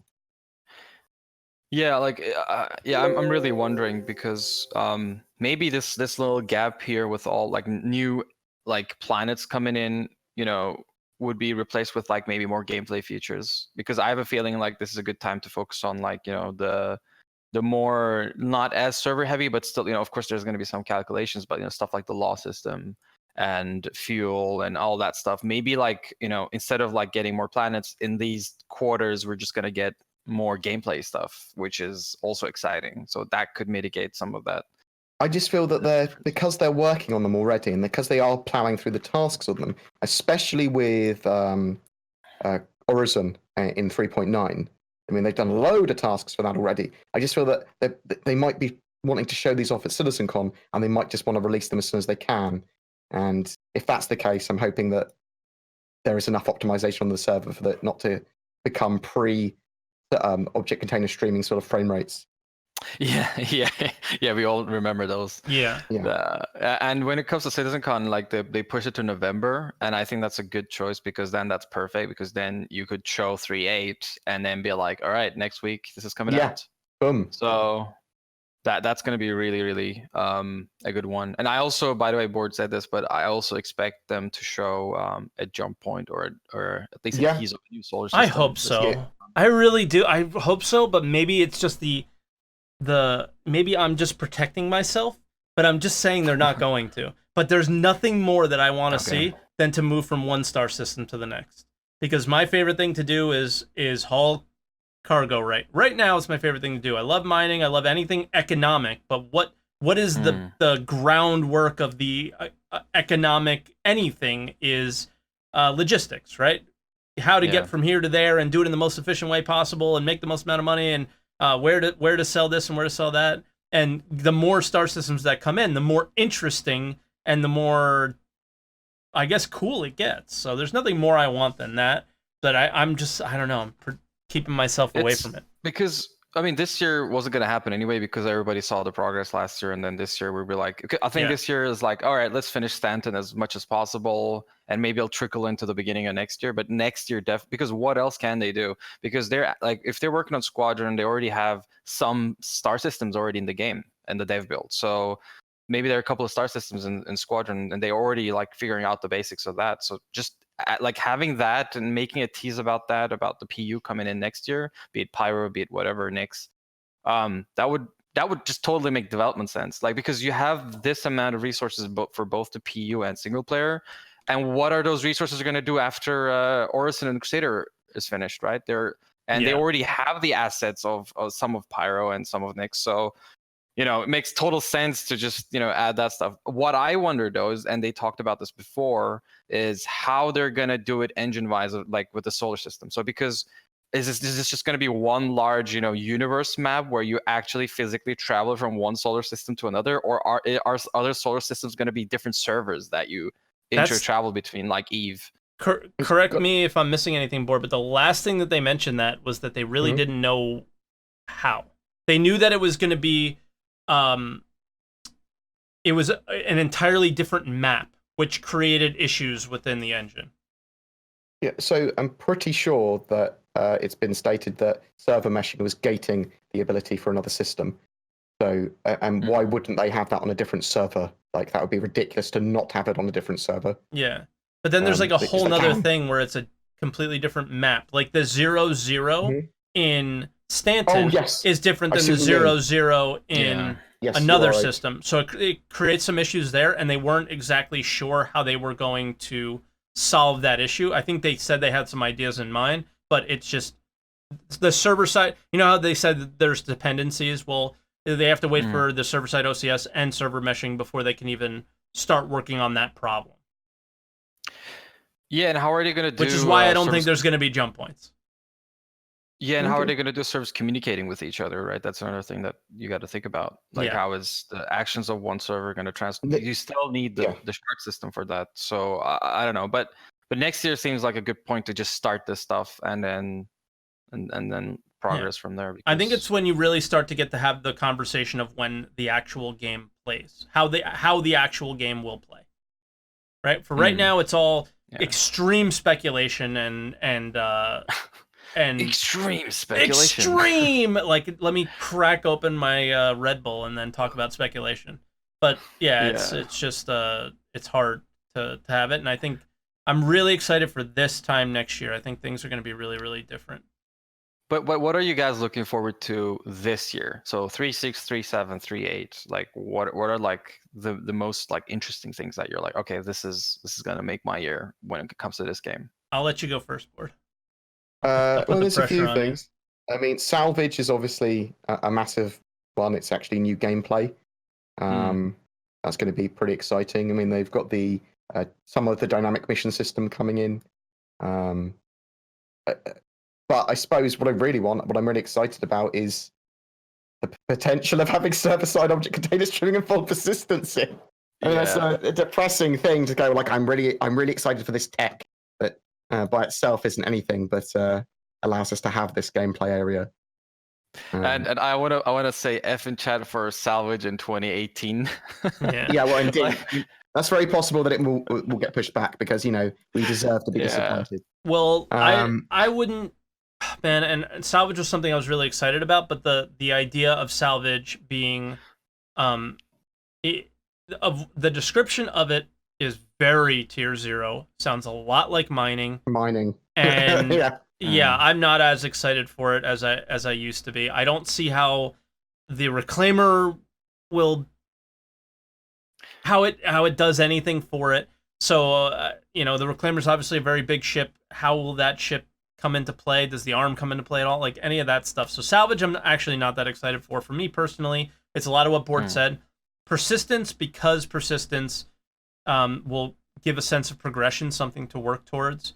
But it's literal progression. Yeah, exactly. It's progression for the game, and it's also progression for the player. But then, more importantly, it's the AI. Any improvements on the AI, and that's unfortunately something that was all of the AI improvements were pushed out of 3.6. I hope that the work towards server-side OCS is a dependency to getting the AI working a little bit better, or maybe it's something completely different. So whatever work needs to go into that is once you get persistence, if the AI or any of the missions improvements or any of that stuff that comes in isn't fun, then it's all kind of for naught, because it doesn't matter if you have persistence, if there's no it's almost like maybe like a roller coaster on its rails, is that if there's no rails to be on, then there's no roller coaster, I guess. So there's nothing to play. I think physical inventories for me are a big another big one. Yeah, because it maybe creates the situation where when you kill somebody, you could take something off of them, you gain benefits from that side of gameplay and so on. But ASN, since we're kind of long today, I'll let you go, and I'll bring in the next, because we have a couple other calls. We have 2 other ones. But before you go, real quick, because you may have had something else in mind of saying, just shoot it, and we'll quickly answer it or whatever. Quickly discuss. Actually, no. I just also name what I'm looking forward to, and it will be like the same with Bored. It is a dynamic mission system for sure, because I think that's what makes the universe alive, different compared to other MMOs. So yeah.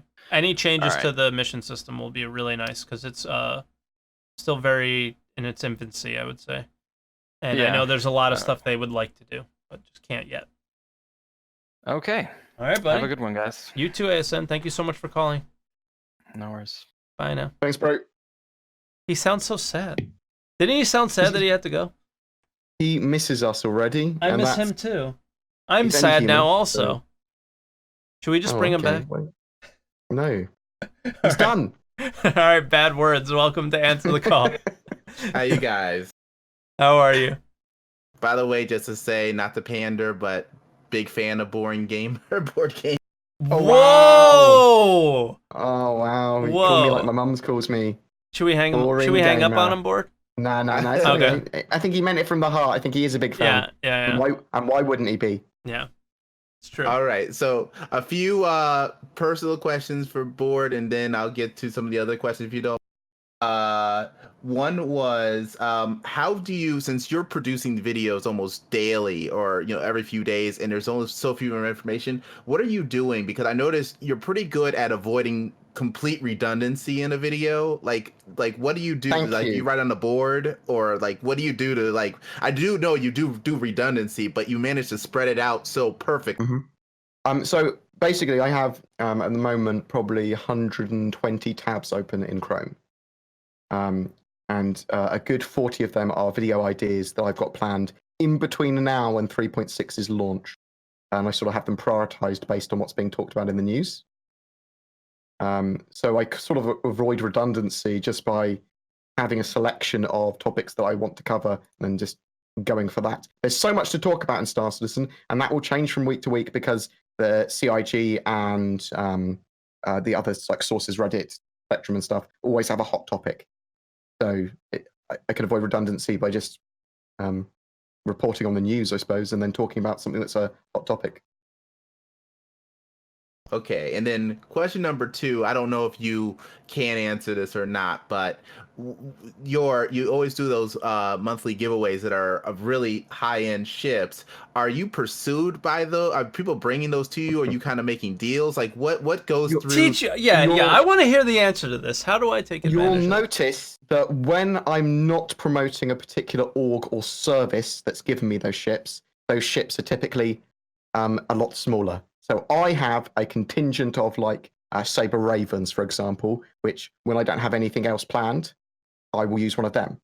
And I could be maybe promoting an orc or whatever, don't necessarily need to give me anything. I'll happily give away a ship for them or whatever, but I'm planning to move away from that sort of sponsorship. But yeah, orgs contact me and say, typically my moderator actually says, I want this org featured, I'll give you this ship. So a lot of the times, orgs get featured that haven't given me anything, or a service gets featured that hasn't given me anything because one of my mods or someone else I know has gone, can you cover these guys? I'll give you, you can have this as a giveaway as well. Oh, that's interesting. Okay. Yeah, no worries. I don't want it to be gated by people like org spotlights or anything, and I know I haven't done an org spotlight for ages. I am planning to do them a lot more regularly. But I do want it to be more community involved, and I don't want people to think, well, he's only shilling for them. Well, I sort of am. I mean, that does give something for my viewers, and it does make those videos in that month more popular, having an 890 jump. Yeah, I got another 890 jump for next month. Holy shit! But that's from a different. That's hey, from an actual speaking company. of 890 jumps, so we have to bring this. I almost forgot that I was going to bring this up just for fun. It's pretty memey. Do you remember the deal that we made a while back? You and I, Board, relating to an 890 jump? What was it? What was the deal? That I don't have one. Video evidence. Yeah. But I have a Polaris, and I was going to give you my Polaris so you can make videos on it, and you were going to let me use the 890 jump. You can borrow any of my ships anytime you want. Perfect. And we still have a deal, guys. I doubt we'll need it. As soon as there is a permission system to allow you just access to my ships, I'll just give you access to my ship. I will do the same. But it was funny. It was a while back, and I'll give you just. This was just a joke. This was a while back when the Polaris first came out, and I think Board had already gotten an 890 jump, and excuse me, and he was worried that I need to have the Polaris because I need to make videos, but I have the 890 jump. This shit's getting crazy expensive. What are we gonna do? And I was like, oh, all right. Well, you keep the 890 jump. I'll buy the Polaris, and then we'll swap. So that's kind of the story behind it. And I'm just kidding around because now when the PTU comes out, you have access to all the ships that need to be tested anyway, so it doesn't really matter. I think one of the other things is I think we've both got communities that will just lend us any ships we want. But exactly. Yeah. It feels a little bit like I feel a bit guilty doing that. I know people would even like me to do that, but I just sort of like I don't want to put anyone under pressure or strain or whatever. Do you know what I mean? Of course, like you're using people. Yeah, exactly. Which is why it's just a joke. I would never ask you for it anyway. Oh no, you have access to all my ships because I know I have access to yours. That's Yeah. fine. Yeah, but still, like I wouldn't even ask, to be honest with you, because like you said, we both have communities that if we need it, it's super easy to get anything, and they would just show up with one anyway on the stream, so it wouldn't make a difference. But it was just fun. But now that we've totally ruined Bad Words Call, continue. I'm sorry, buddy. No, these are good. This is good. My next question is a little more theory craft.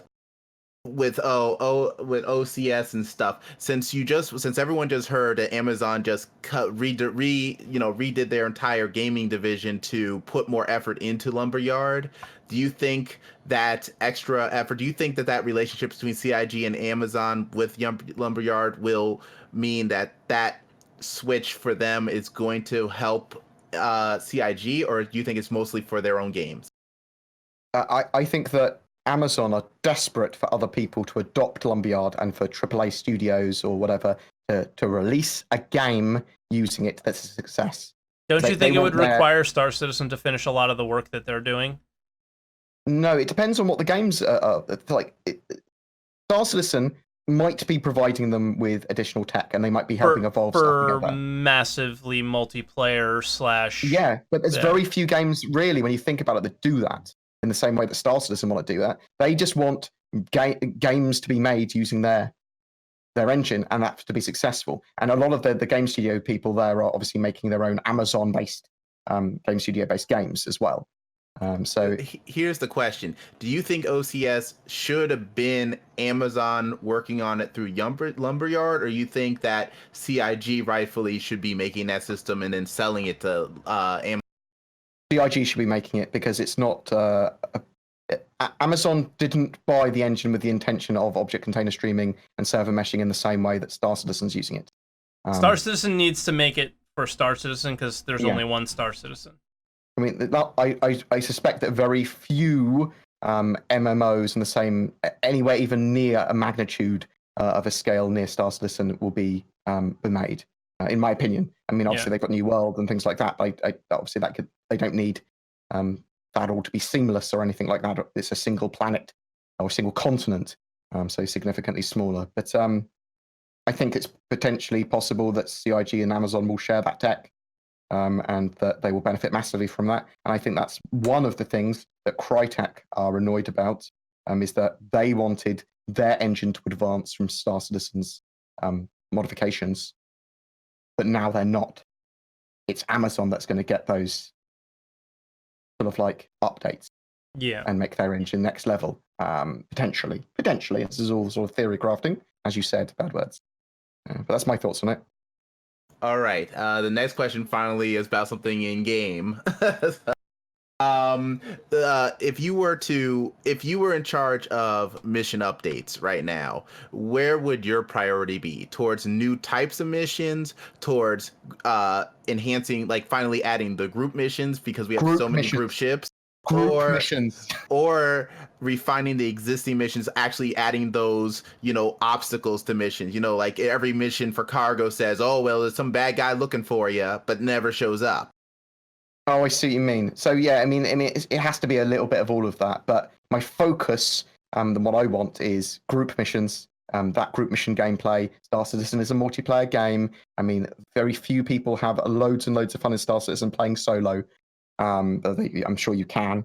But yeah, the group missions and then the dynamic mission system after that. It's that those would be my priorities by a huge sort of thing. Like I love Luke Presley. And I love the people that are implementing stuff, and they do put some cool stuff in with what they've got to work with. But the things like scramble races, did anyone ever think that scramble races were going to be a great idea?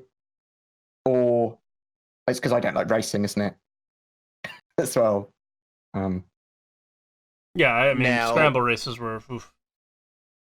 When you're talking about group missions, do you also count as the counter group missions along with that at the same time, or an eventual?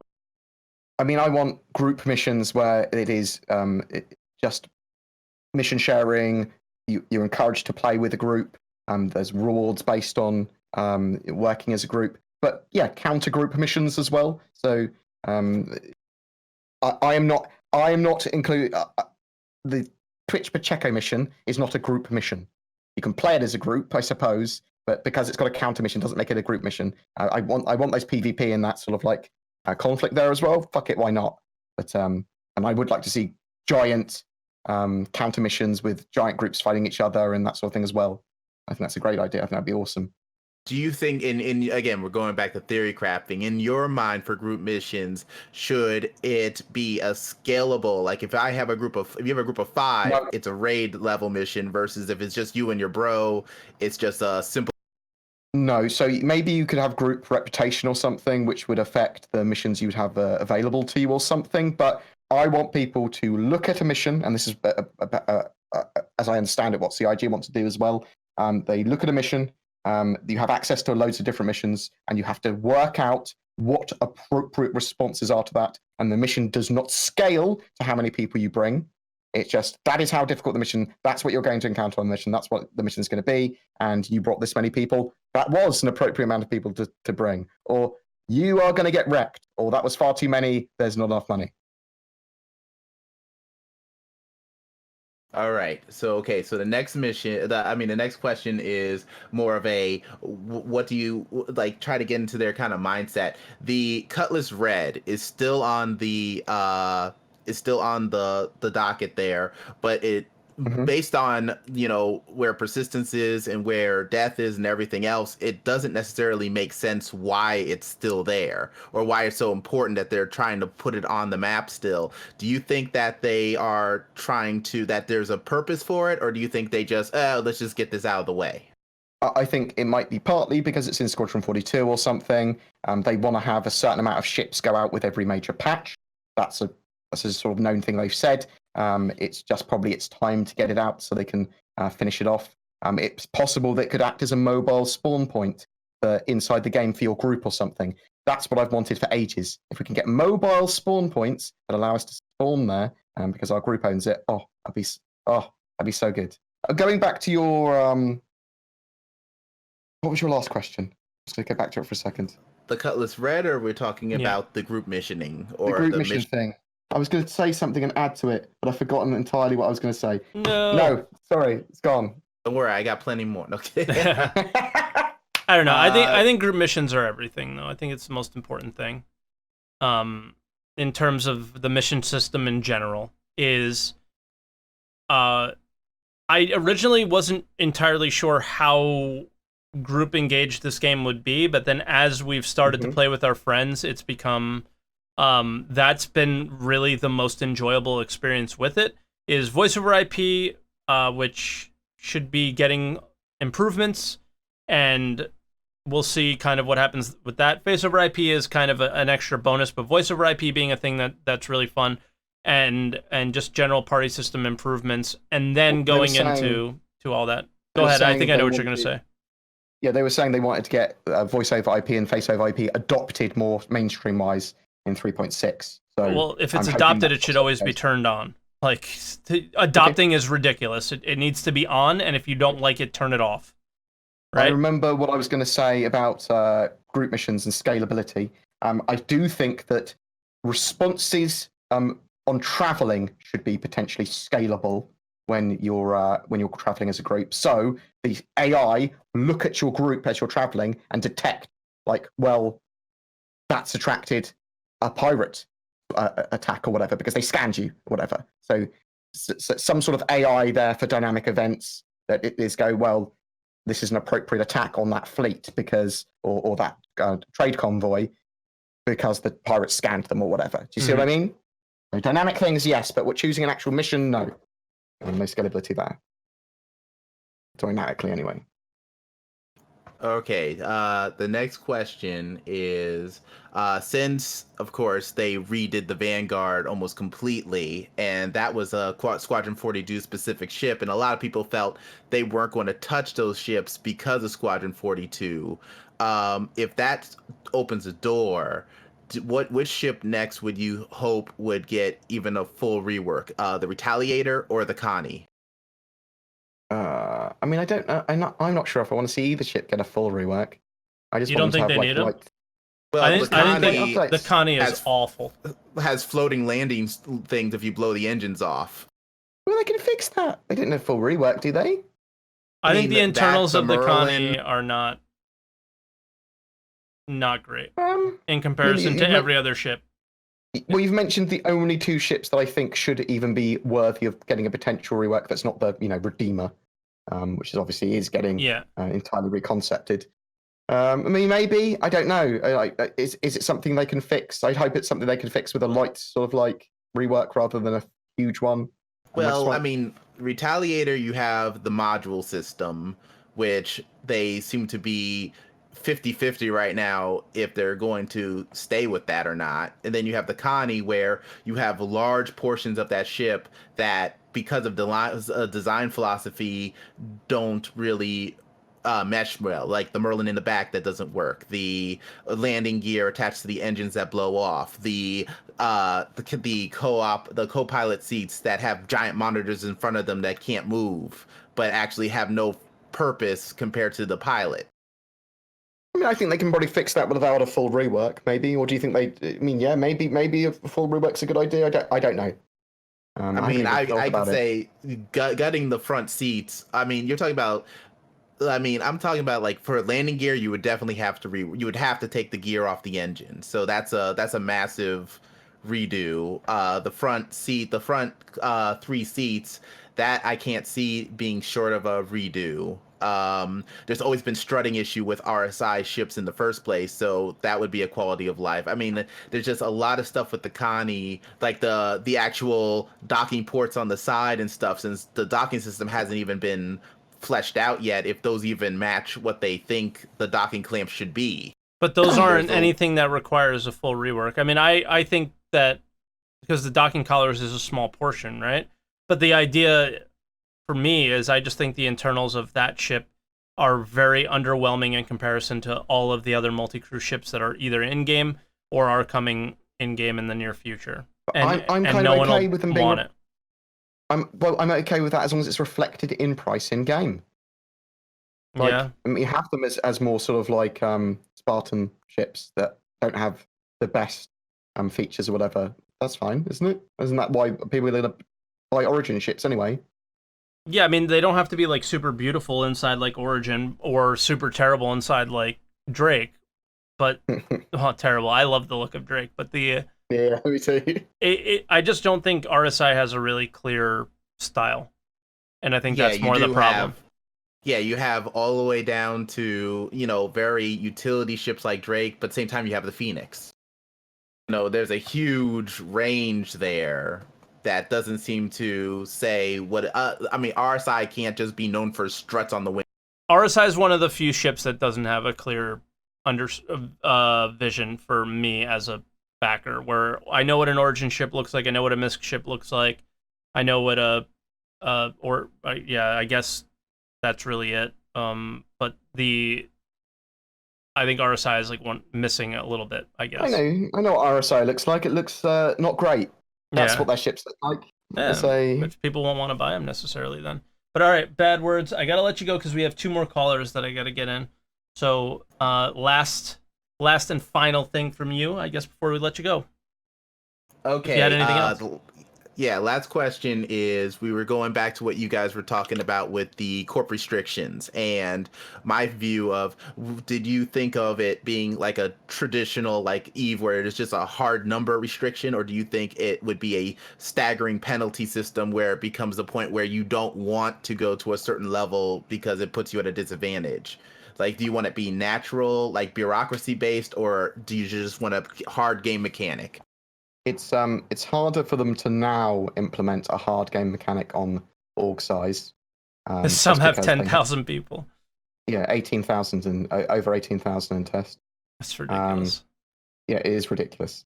But they need a system. They need something. They need to think about it, and they need to work out a way of implementing it. And you can put a cap in. I mean, you really can. How many of those 18,000 people are actually active members and an engaging part of the community in test right now? Probably a very small portion of that. Oh yeah, you could do it based on primary members or something, I suppose. Because test is showing the number of affiliates, I'm assuming. Probably. So then it creates like alliances and all sorts of cool politics, right? So the smaller the org, the better. So for me personally, to answer your question, I would like to see a hard cap. But you can also do something interesting where the server knows how many members of that org is in, and it will not allow that number to reach higher than, let's say, 1/3 of the actual server cap number of players.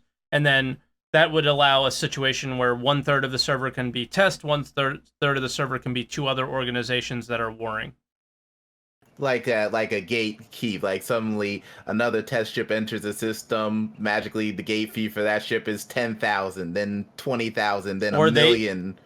How they've described it before is the members that are in, let's say it's 150, we'll just use that arbitrary number, and let's say one of them is Montoya. Montoya would see the first 150 members, and anyone that's in that instance would only see that 150 members, but then the other players that go into the next one, it would just create another instance of it, and they would be there, but you wouldn't see them. Like, that's what will likely be happening at Terra, where I'm in the United States, Board's in the UK, we're both at the Terra landing area in a really busy part. Let's say Terra's like the main bank area in most MMOs where there's just thousands of people just sitting there selling their wares or whatever. Board's yelling, "Watch my videos, please, more views," at the bank, but I never see him saying that. Bell. Yeah, ring the that bell. bell. But then I'm in the United States and I'm yelling, "Please subscribe. I need more subscribers. Please watch my channel. It's dead. I only have 200 viewers." And then Board won't see me saying that, right? So, because we'd be in the same instance. They've described that before. I don't know if that's exactly what server meshing will end up being like, but at some point, the idea would be that, like, what happens when you want to go to an area and it's met the server cap is, I would assume they would spin up another instance. It's just unlikely that it would happen that often. I don't know. But they have described that before. That was a very long time ago, though. So it's hard to say indeed. what will happen now. Is he there? Yeah, I'm here. Oh, okay. I'm just. I thought you were going to have something additional to say, but yeah. Well, no, I can always have something extra to say. I but know. I give know up my seat for somebody else. But thank you so much.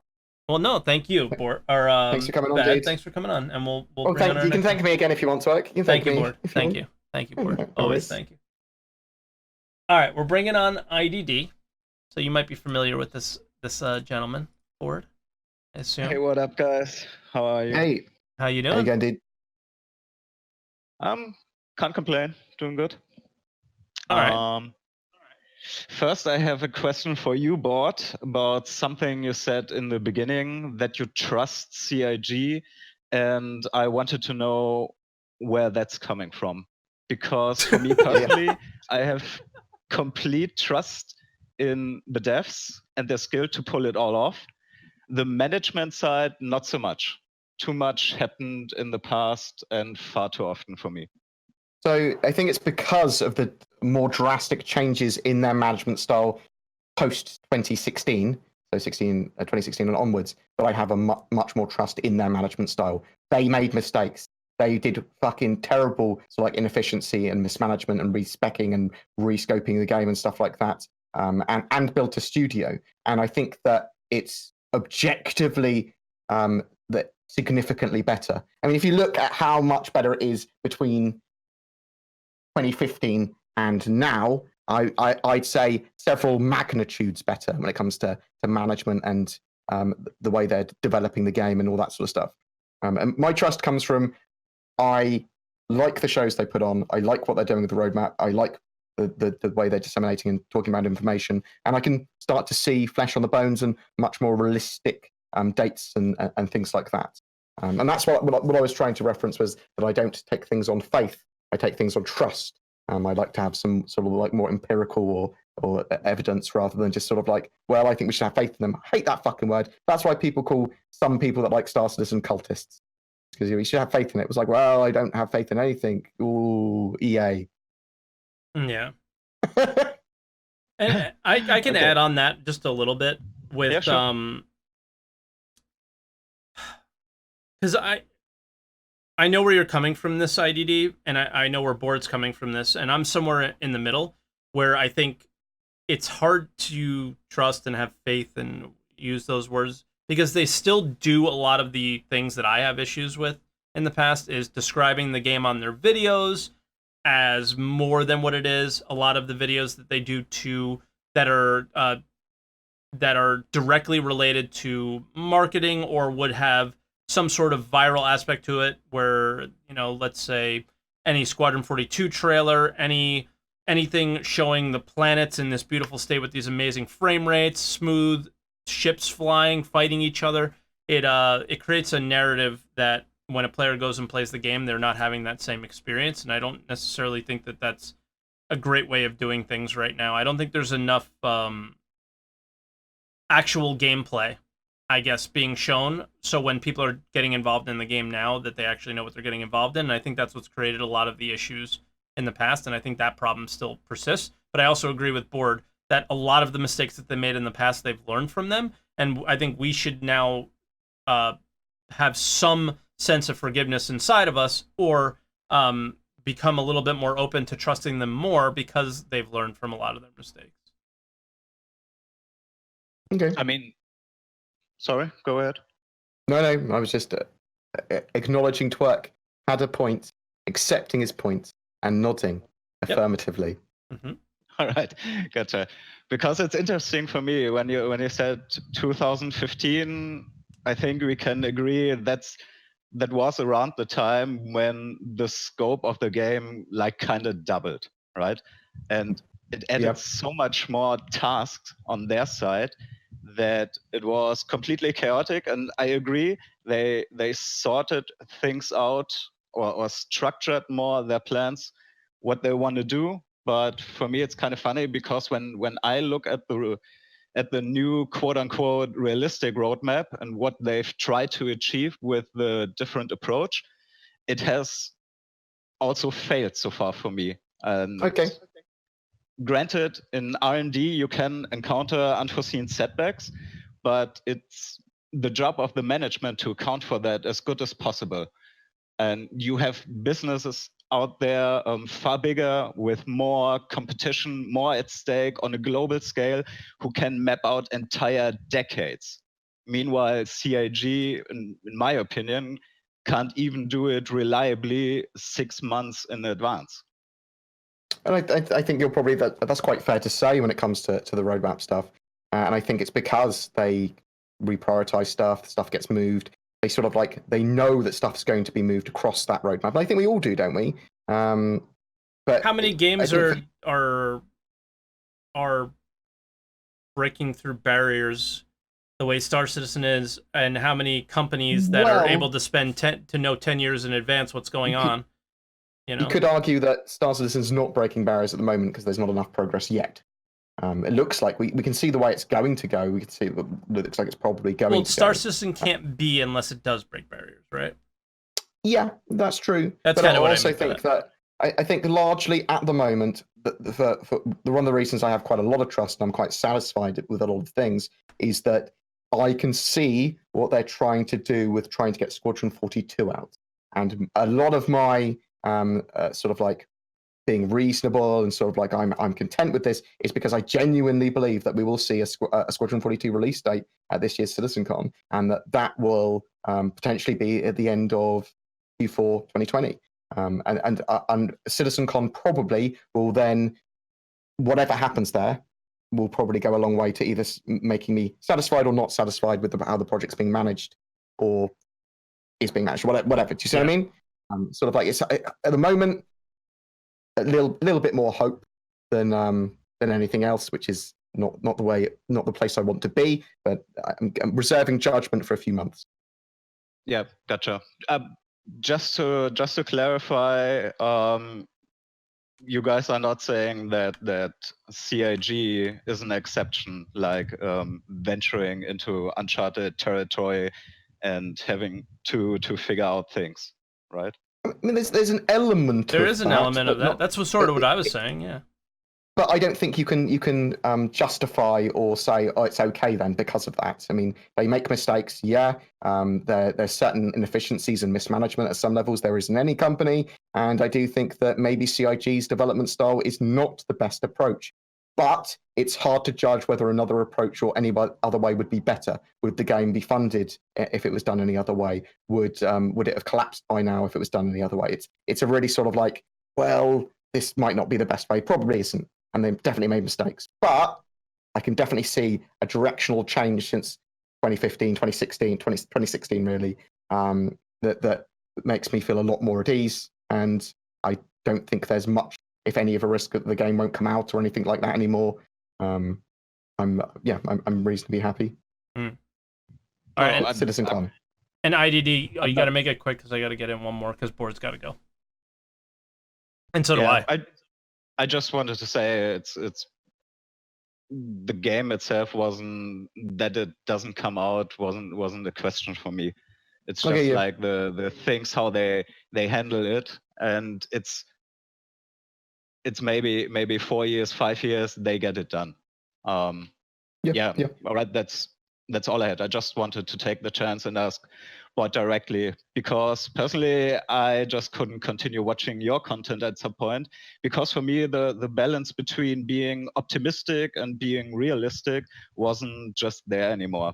Like you mentioned yourself. I'm always going to cover the sort of like stuff based on the news and what they say. It doesn't necessarily mean that I'm like, yeah, they're going to do it, but I'm always going to cover it in that style because that's all I've got to go on. All right, gotcha. That's fair. That's good to know. Yeah. It's not necessarily his opinion, but it's the. Well, I mean, it's it's being sort said. of. It is, but I mean, it's not. they certainly make mistakes, and there's certainly mismanagement to some degree. And I'm not necessarily the management style. Yeah, I mean, I wish they were more accurate with the roadmaps. I wish they were more honest and up to date, and at the earliest possible stage gave us all the information. 100%. I want to cover it as a news thing. Yeah. I'm an enthusiastic person when it comes to talking about whatever. So I apologize, IDDKFA. Sorry, that's my. Is that God mode in Doom, or is that all the guns? Yeah. One or the other. The guns. It's ammo keys. Unfortunately, that is just my sort of like presentation style. So. No, you don't need to apologize. Content isn't for everyone, right? Thanks. Remember to like and subscribe. Bye, IDD. No chance. Talk to you later, IDD. Thanks for calling, buddy. Later. Have Bye fun. now. Have All fun, right. mate. Last caller, Shadowhunter255. Welcome. And you have to make it somewhat quick because we both have to go. I'm sorry. That's fine. That's fine. I was talking to Sunday for a while. Perfect. First of all, Mike, I want to talk about this whole you say about banning, going after the YouTubers that put out these patch note videos. And I'm a little bit biased when it comes to this, but anyway. But I was going to say that if you go banning the people that you're going after the people that are talking about the news. You're not talking about the people that have gone through and leaking the actual thing. Yeah. It's like, for example, like WikiLeaks and like, for example, Chelsea Manning. That would be the leaker. WikiLeaks is the publisher. Yeah. It's sort of like, that's where I start getting hold I up agree. a little bit. I'm just saying if they want it, all I'm saying is I'm not saying that's what should happen. I mean, that hurts my friends, right? All I'm saying is if they didn't want that to happen. What CIG could do is they could claim copyright on all of the videos, but not for copyright strikes, but they could claim copyright for financial reasons that it's their material, because it is. And in fact, in part of the fandom thing, it is their material. So they could just go, well, there's no monetary reason to cover the leaks because we'll take all the revenue from all the sources. Yeah. They could do something like that. I'm just saying it would stop right away if you took PTU access away. All I'm saying is take PTU access away. Not saying ban people. Take PTU access away. No, guarantee it'll stop. You're still going after the people that are talking about the news. You're not going after the people that are actually leaking the information itself. I understand. And that's where I totally understand what you're saying, and I'm not saying. All I was saying was if they wanted it to stop, that would be a way to do it. That would be the only way to do it. Is you wouldn't have at the end of the day, anybody reporting on it that had that were making YouTube videos, because that's why. But you also have an advantage too. For example, you guys in Evocati, because you're actually getting to play the builds before people like me. And when the actual goes live, you actually have a better understanding of the game when it comes out and it goes live, because you've had a week or so more to play it than someone like me, for Bored, example. you already have some scripts written? Well, I do. but more You know? more based on the leaks. More based on the leaks that have come out rather than anything else. So the thing is with Evocati and the thing is with PTU is they don't give you the whole patch straight away. It's bled into slowly. So by the time the PTU comes out, stuff might have changed massively. And or they're whatever. still And that's one of the adding reasons- things when it gets to PTU. Yeah. Yeah. So it's not that much of an advantage to be Guys, in Evocati. we won't get 3.6 until 3.61 comes out, just like we didn't get 3.5 until 3.51 comes out. That's the I'm new always way recording. of development with this game. It's not they don't do quarterly releases anymore, and I wish we had this discussion earlier, because we're gonna have to go. But they don't do quarterly releases because the patch doesn't get released until later. If you want to make it next week's episode, I can call in. Sure, why not? But I was going to say, Bored, before I go, one question for you, because I think I've already asked Mike this, but Bored, what are you looking forward to over the next 3 or 4 patches, and what are you hoping to see at Expo, at CitizenCon? Yeah, so I mean, it's sort of the same thing, really, when it comes to what I'm looking forward to and what's going to be at CitizenCon. I'm hoping that we might see a new star system at CitizenCon, jump points, aliens would be cool, a Squadron 42 release date, vertical slice from the first third of the game, new vertical slice for Squadron 42 would be amazing. Obviously, they're going to have the same sort of panels, and I'm assuming that Tony Zorovic is booked for a couple of hours. Or whatever, so anything from him. Titan suits would be amazing to see. Stuff from 3.8 and 3.9, because I'm expecting to see Microtech and Horizon. Yep. I mean, salvage is probably one of the most exciting things for me coming this year. But I think a lot of the stuff in 3.6, so the law system and the black market economy, along with ship rentals later on in 3.6's branch, I think that's probably some of the most exciting stuff coming this year. I just want to just clarify something. When I realized I said, I'm always recording, is what I said earlier. I'm always recording when I'm in Star Citizen. I want to always be recording to produce videos for stuff. Obviously, in the Evocati, I can't do that. Yeah. And even footage that I had there, I wouldn't be able to use. So it's not much of a benefit for me at the moment to be in Evocati, because it just takes my time away from making videos. True. Yeah, I don't understand why you guys actually are part of the Evocati. That's what I don't understand why Bored is. I understand why I am. Mine's more complex, which I might have told you before. Yeah. We've talked about it. I just want to say, if anybody from CIG is listening, if you guys put at CitizenCon that if you're going to put a space battle, for example, an Idris jumping through a star system to another planet system and fighting the Vandal, I will literally throw money at the screen. But they can't receive that money, so they won't do it. The only way is if you'll actually transaction over the internet. So they've been developing some tech so that you can literally just 3D print your money directly to someone else. Okay. That's actually what's taking so long. But all right, throw the money at the screen. And, On that note, Shadow, I'll let you go. I'm sorry, man. Have a great day. We talked about Evocati for too long. We made a mistake. Now we can't talk about stuff. Now we're back with the PTU. No more PTU. Yeah. No more of that secret YouTuber content creator money from CIG. Right. Gone. GG. All right, Bored. I think here's where we say goodbye, and we go and eat and do whatever we need to do for the day. Thank you very much for inviting me on to work. And quite genuinely, I'm happy to. Sorry, Mike Rod, 17. You just call me Mike. That's fine. Mike, I'll call you Mike. I'm changing my name again today, so. What are you changing it to? I can't tell you. I can't tell anybody because it has to be available on Twitch. Oh, okay. But Mike Rod said, say Mike Rod 17. It's the most annoying thing ever to say, right? It's really long. 17. It's terrible.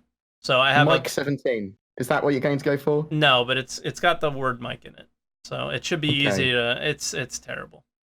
But okay, I'm looking forward to it. Yeah, I'll DM you what the name is. Okay. No, it's okay. There might be a leak. Oh, true. You might be the leaker. Well, so this is I think he's the leaker. Oh my god, how fucking much of a twist would that be? Dun dun dun. I'm the leaker and I actually want to play Eve more than Star Citizen. Do I have Yeah, a something sound like for that. this? No. No, you probably you just do it yourself. It was fine. It was fine the first time. Don't force it. I just have Trump saying wrong. Wrong. That's it. But yeah, thanks for having me on. It's very much appreciated. I like talking about this. I liked ID DKFA saying you're too optimistic for me in content. I was like, okay, I don't think I can change that, unfortunately, but it's good to know. Like, maybe I do have a little bit more of an optimistic vibe with stuff, even when I'm trying to be neutral and just report on the news. Maybe I should, at the end or during something, say, I think what he's saying is that even when you're trying to be neutral and just report on the news, you still sound optimistic. Oh, that's so just you're the way I not. talk, I think. I think you're not neutral enough, is what he's saying. Because I see that occasionally too. But yeah, the whole thing is the second you're not optimistic, you're me, and on the other side, and like totally salty and a jerk. So like it's very hard to be in the middle with this game because everything in this game is incredibly polarizing. Well, I'm a Star Citizen fan and I do trust them. So if you're making videos for it, you're always going to err on the side of optimism. So it's just how it's going to be, right? I don't know. You know, I like it. I'm just saying, but I know I kind of see what he's saying. It's just I don't think you should change it. Just you. Thanks, Twak. Yeah. I don't think you should change either. You're perfect the way you are. Oof. I don't know about that. I get very angry and worked up and emotional. It's not good. But it's true. It's honest. It's honest. But is it honest if you get worked up and emotional about things and haven't really thought them through yet? And then because people get to experience your thought process in its rawest form. And you're not saying that you're right or anything. You're saying, this is really annoying me, and then you talk it out with people. They get the thought process, and then you might change your mind. Yeah. That's honest. Yeah. That's human. Okay. It's okay to change your mind. That's one thing for sure. Yeah.